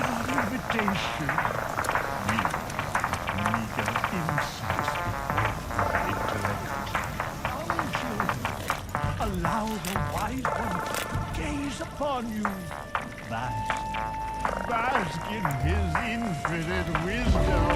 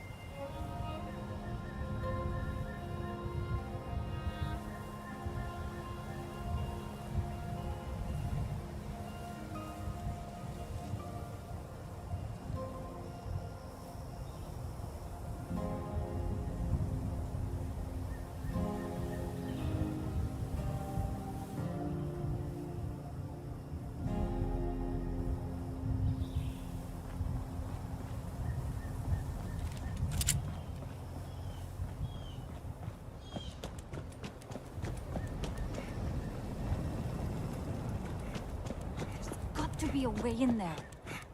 Maybe... Wait, a vault dweller? Hey here! Whoa!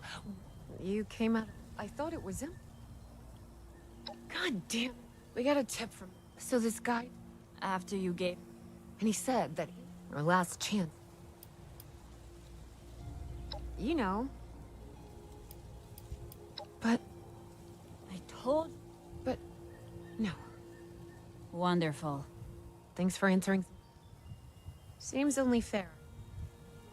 They sent you out here with... Happy to tell you. Someone made a broad...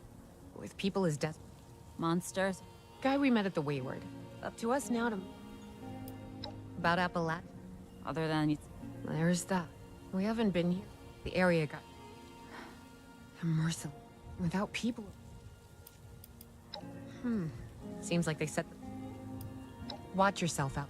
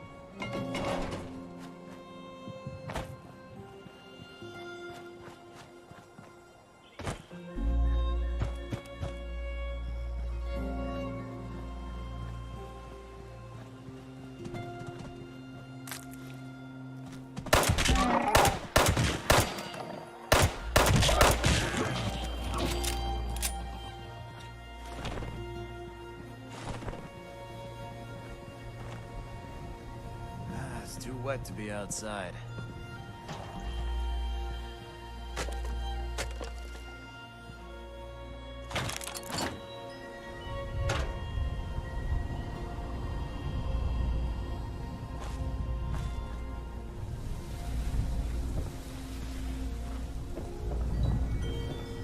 Need to find a place to settle down for the rest of the day.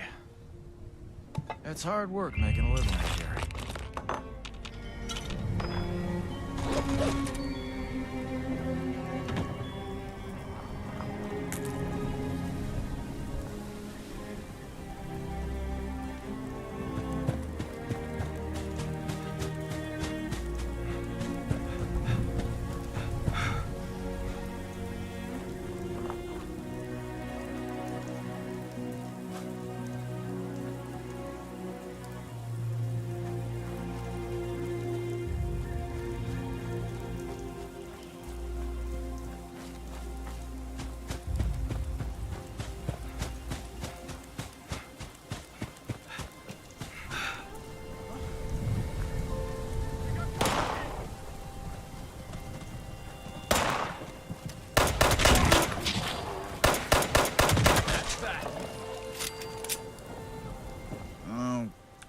Another.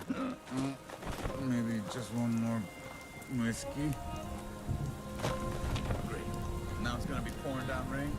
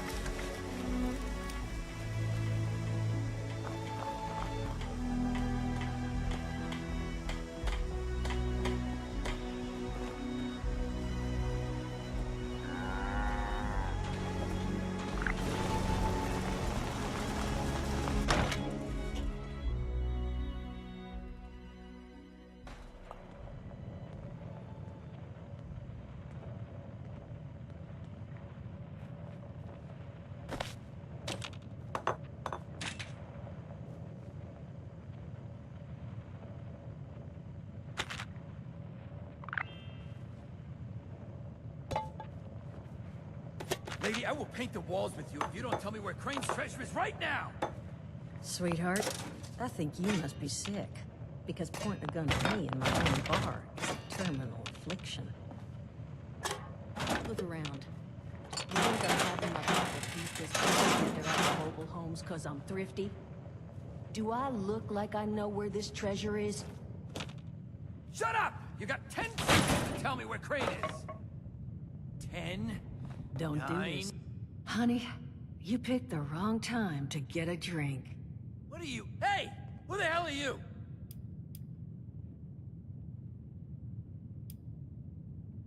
What are you? Shit. Jammed. Fine. But none of us are going anywhere till I get what I want. I told you it was gonna end badly. Now, I'm hoping you're here to have a drink and play nice. I've had a gun pointed at me more than enough for one day.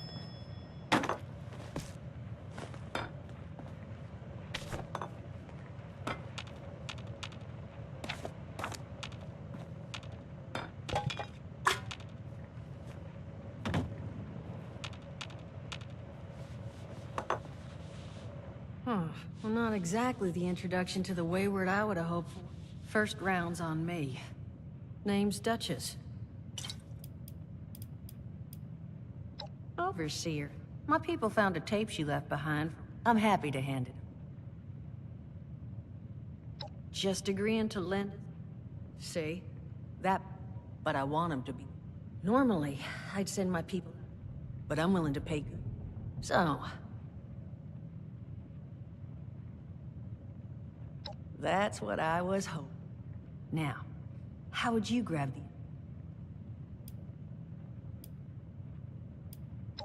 Bingo. Exactly what I'm... Just give me one.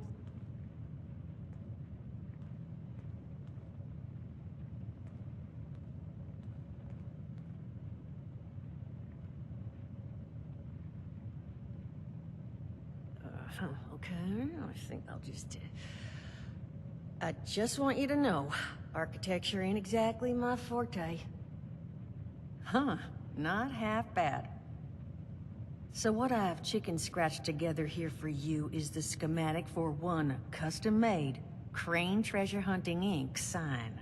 If I didn't butcher the plans too bad, it's got a little system built in that'll make sending out an advertisement and getting this gang's attention a snap. You just need to build it, use the tape it spits out to tell the world you're open for business, and then convince any punks that show up to tell you where their boss is hiding. They did teach you all how to build from schematics up in that vault of yours. That's the spirit. Hey, if you need a refresher... What are you on about? Hey, nah, I'm not bragging or anything, but I've got some tapes that... Oh, Mort, not the tapes.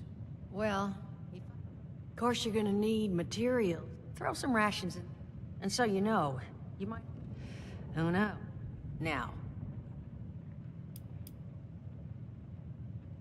It is a lot to ask. Hot dog. Just make sure once you find... And here. Sounds like she set up... Probably worth looking into.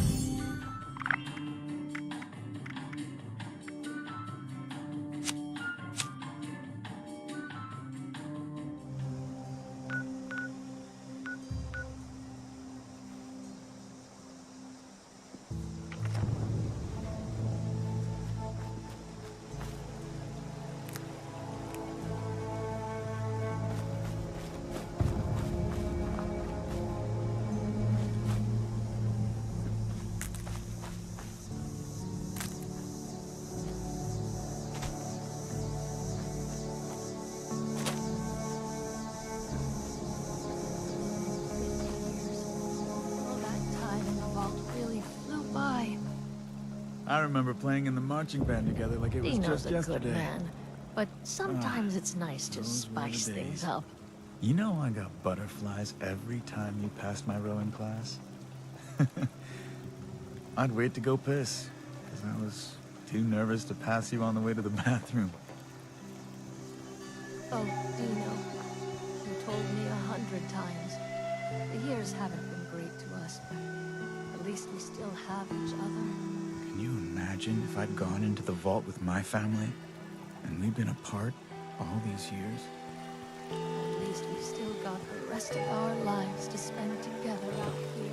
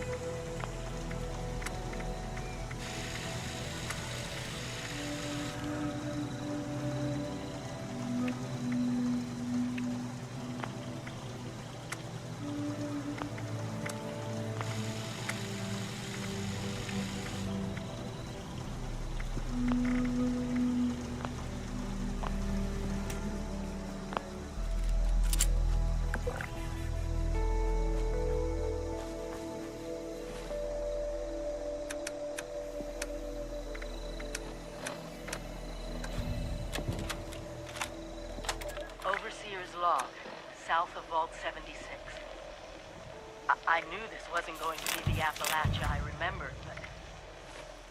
mutated animals? Haywire bots?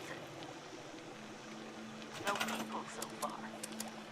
We have to be ready to rebuild in what I can confirm is hostile territory. Fortunately, Vault Tech was prepared. You see this? The cooking station, the stash box, the workbenches, all built with the camp. You need a home base out there. The construction and assembly mobile platform is designed to give you one. Just add resources, planning, and a little elbow grease. When you move your camp, everything you've built is stored, ready to be placed back down in the new area. Use this to establish a foothold whenever you're in unfamiliar territory. I've left my camp behind so you can use it. I know I'm breaking my own advice by not taking it with me. But after seeing Appalachia for myself, I need to make sure every resident of 76 has a safe haven they can start from. I'll make do without it. If it's still standing, the town of Flatwoods is further down this road. Find me there. This is the Overseer, signing off.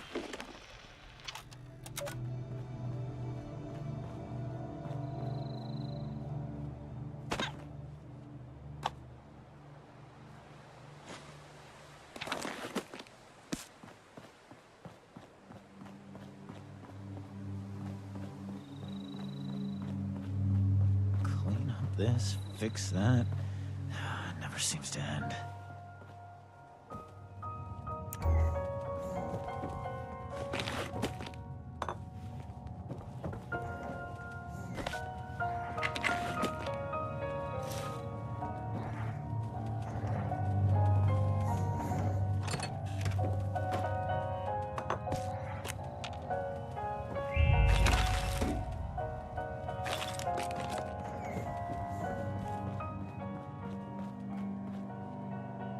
If the Scorched or the Ferals don't get you, the Rads will.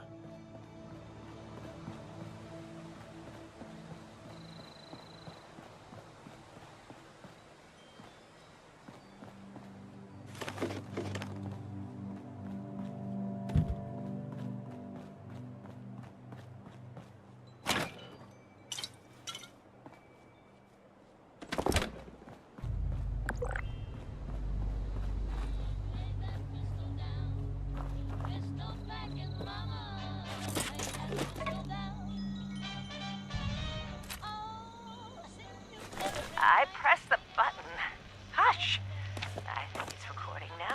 Shush! Hello? Hello there? I think it's working.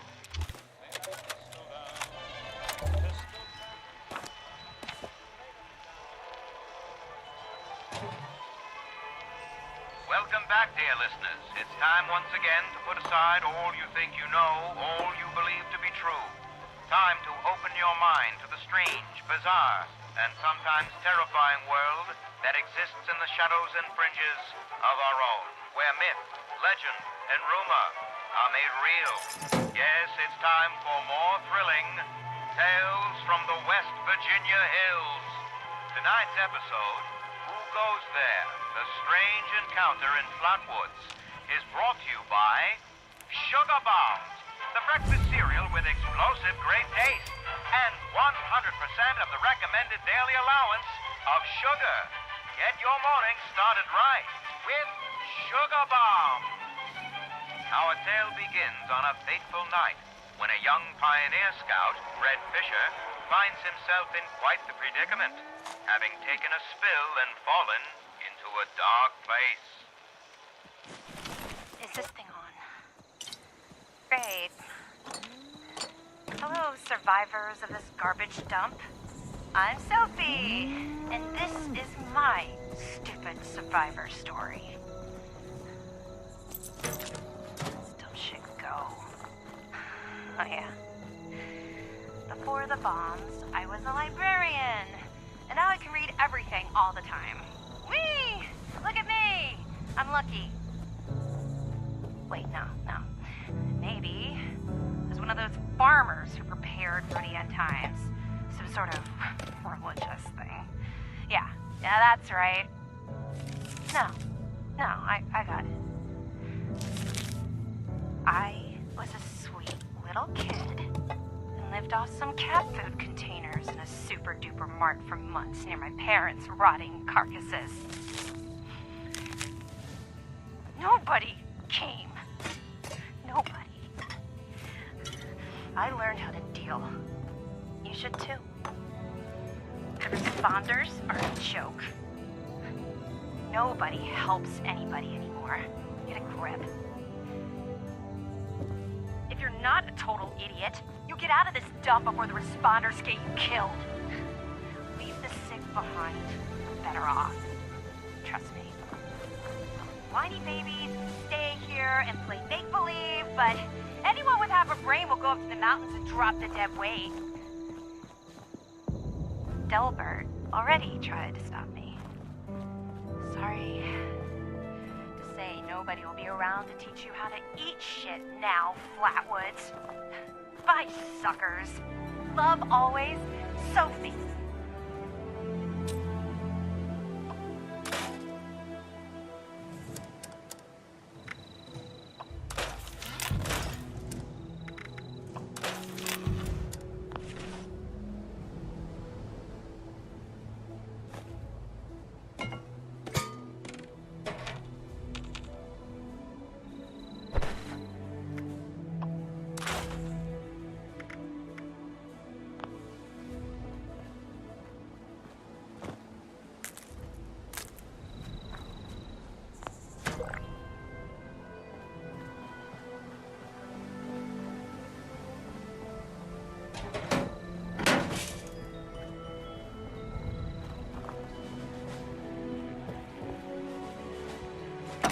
Overseer's Log, town of Flatwoods.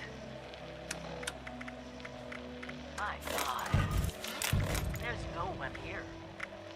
The old tavern, the church, people were using them for shelter, but they're gone. Mutations we expected. But there's something else. A disease. I was attacked by... They used to see a person. But it had these green, glowing lesions, and its voice.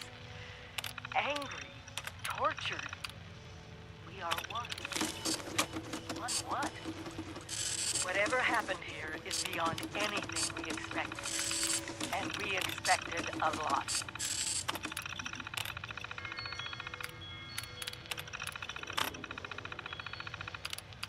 Before they were wiped out, the survivors called themselves the responders. Looks like they were made of firefighters, police, emergency medical staff. They even have an automated system to teach people about treating water, food, survival. I'm doing their tests, and you should too. I know it's even worse than we imagined, but someone's got to know where the missile silos are. And how to secure them. The responders are the best lead we have. This is the Overseer, signing off.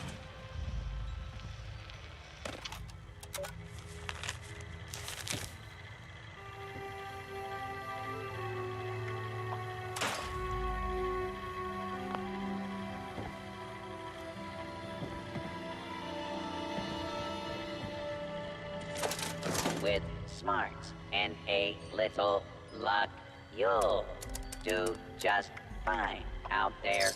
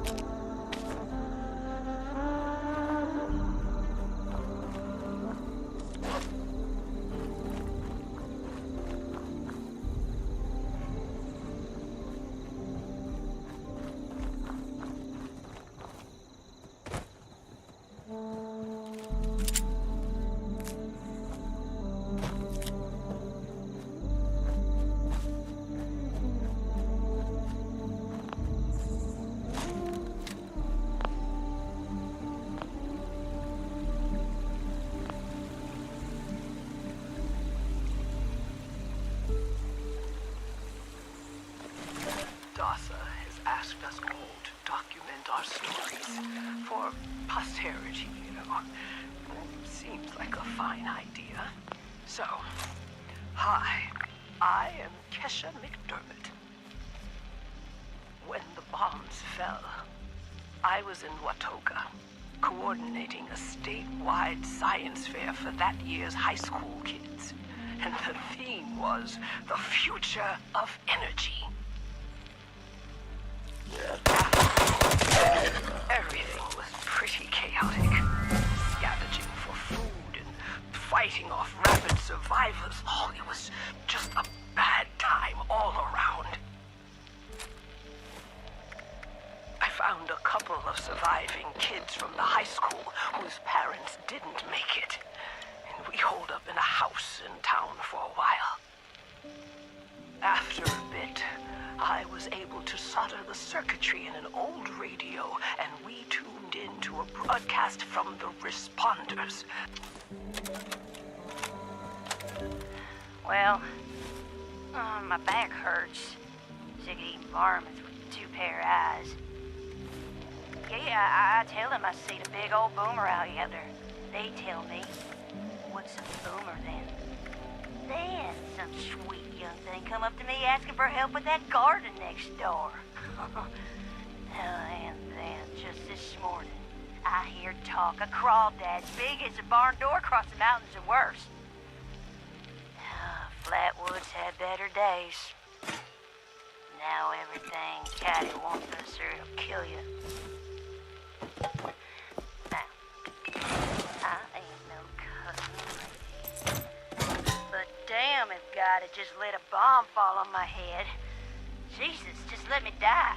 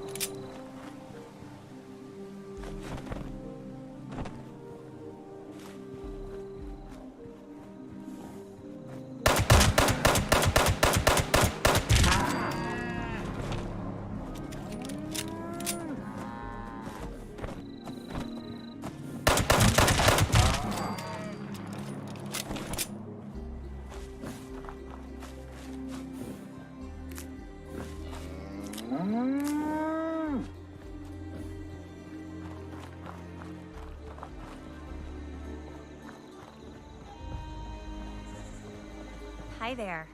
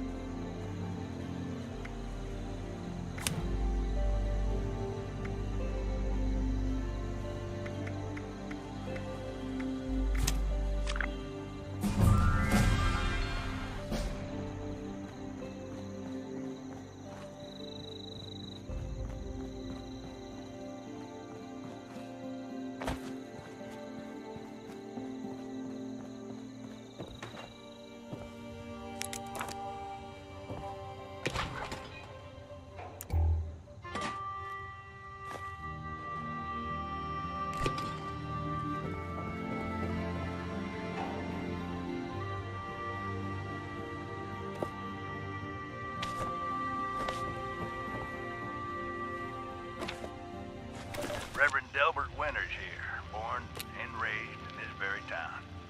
Lent my own church to the responders for their outpost here, and you're welcome. The responders are on a true mission, you see, helping folks through thick and thin, till the heavens open up again and take us all up anyways. When this all happened, I figured like most it was time. This was the end, but it wasn't, was it? We're still here. At first, I thought it was a mistake.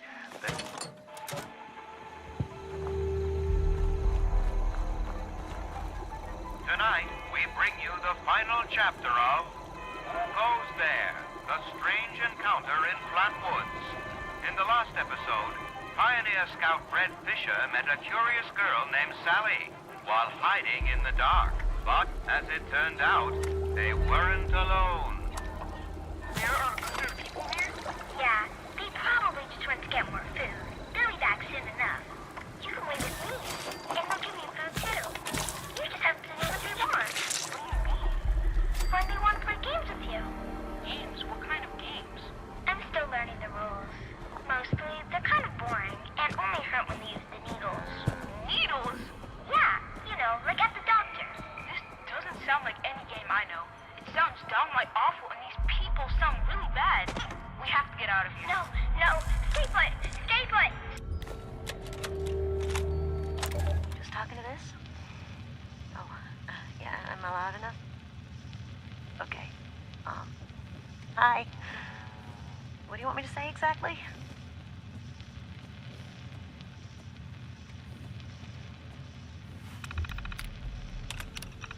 Yeah, so just talk about how you got here and maybe a little bit about your life. This is a historic document. Go ahead, Tabitha. Okay, so, well, thanks. Okay. I've been sober for 9 days. I got here 9 days ago. My name is Tabitha. And this is my story. I just found out about everything. The war, the bombs, I just realized this was really happening. For years, I thought the chems were playing tricks with my mind, hurting my brain. But it was the worst trip ever. Every time I had come out of my haze long enough to look for food, I'd find more chems and, well, they kept going. And I kept seeing madness. But, I would have been wandering around fighting giant rats and eating garbage if not for the responders. They're good folks. That doc in the church, got these meds that are helping out a lot. And they have group therapy meetings, and it's good. I think it's helping. But listen, you should avoid the mountains. They'll just get you mixed up. Get you doing things you don't want to do. Hurting people mostly. And there are so many chems up there. I spent too long there, and I hurt people. I couldn't think right. I couldn't. Oh, it's okay, Tabitha. Remember what we said in the group? Take your Addictol and rest, and things will be okay soon. It's okay. We're here for you. Yeah, I'm taking it. When I feel better, I'm going out west, though. Getting out of this place. Getting away from the chems, all of this. I feel better every day, but, years of chems, years of rides, years of sleeping in the mud. It adds up. Yeah. I'm gonna get back to sleep now, okay? Okay. Thanks for sharing your story, Tabitha. Get some sleep. You'll be okay. You're safe now.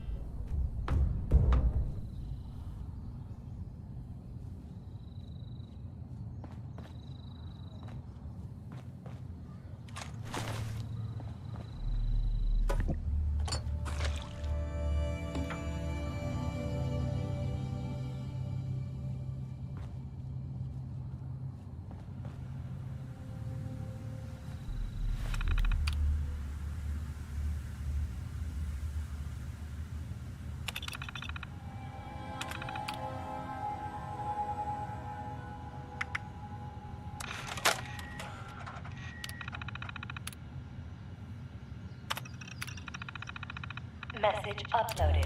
Initiating broadcast pause.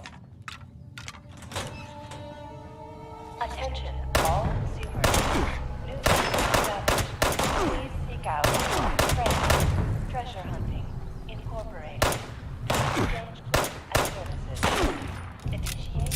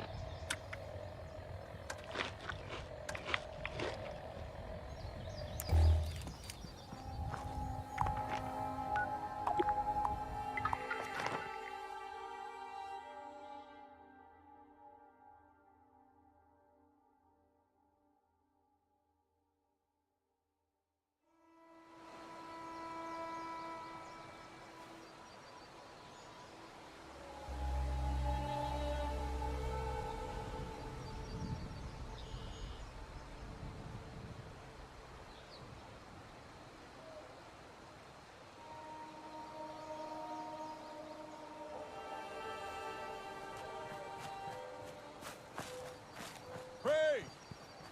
You here? Whoa. You... Crane found the treasure? Wayward, huh? It might be I pay the place a visit. Appreciate the tip, not Crane. Good luck out here.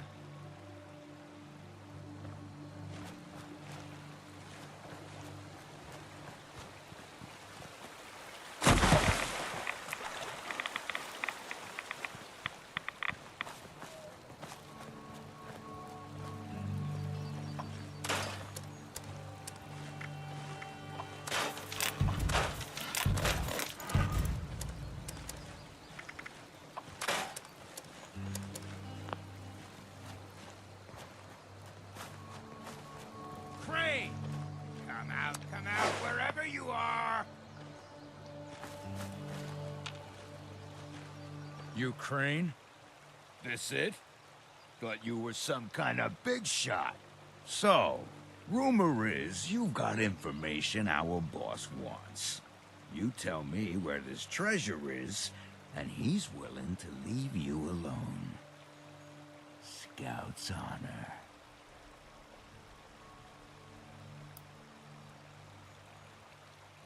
Excuse me? How does this jerk know your name? You're working together. What? No! Can't you see they're full of...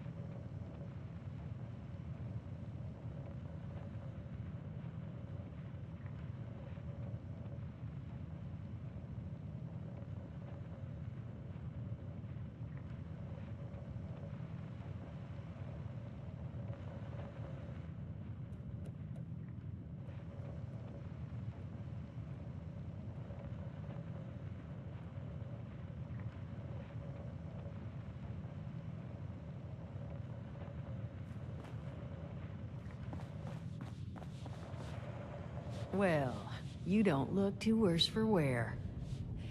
You managed to figure out where those miscreants are hiding?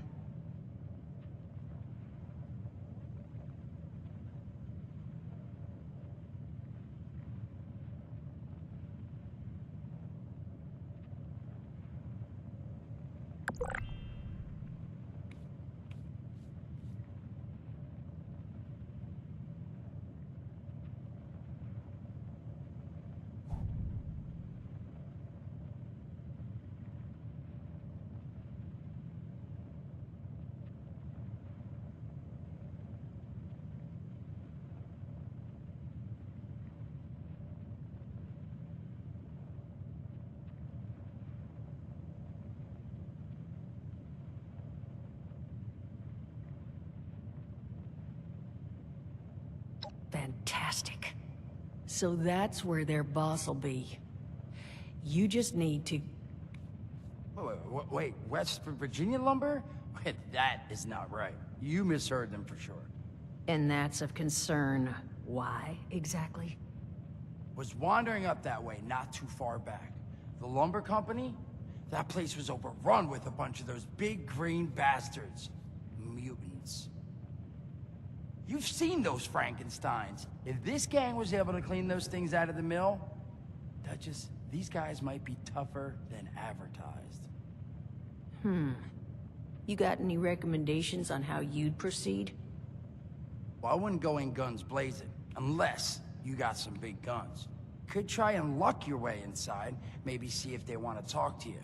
But there was this family I ran into up that way that I'm sure has had to deal with them already. There was also this, let's say, special scrapper who was making some pretty bold claims about his knowledge of the mill. Wouldn't be a bad idea to check in with either of them.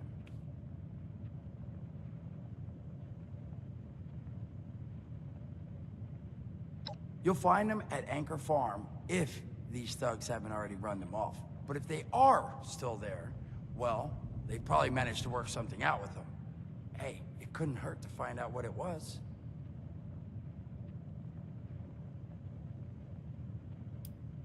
Found him living in the stalls at Tyler County Fairground. Guy kept claiming he knew the best way to run the mutants out of the mill. But listen, I couldn't get him to spill how. Probably have a better chance he'll share what he learned with someone who still has an entire face.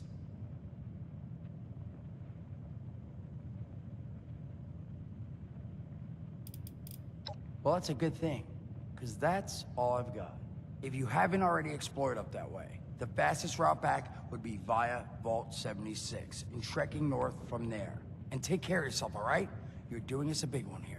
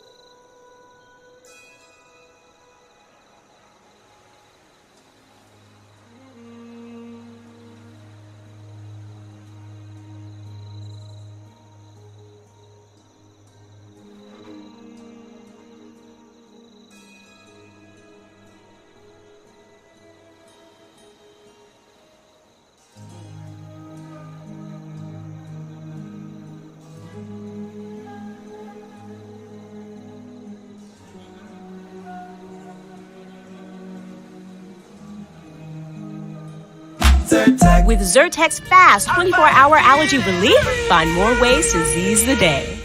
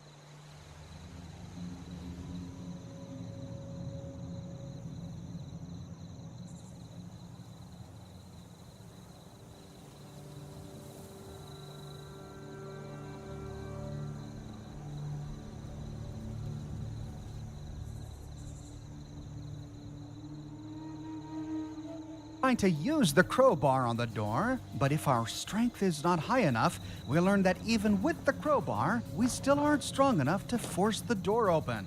Well, that's nothing a little buff out can't cure. One buff out will grant us +2 strength for a short period of time, and if we pry the door open inside, we find 2 armor-piercing rockets, 2 explosive rockets, 2 frag grenades, and 10 units of flamer fuel.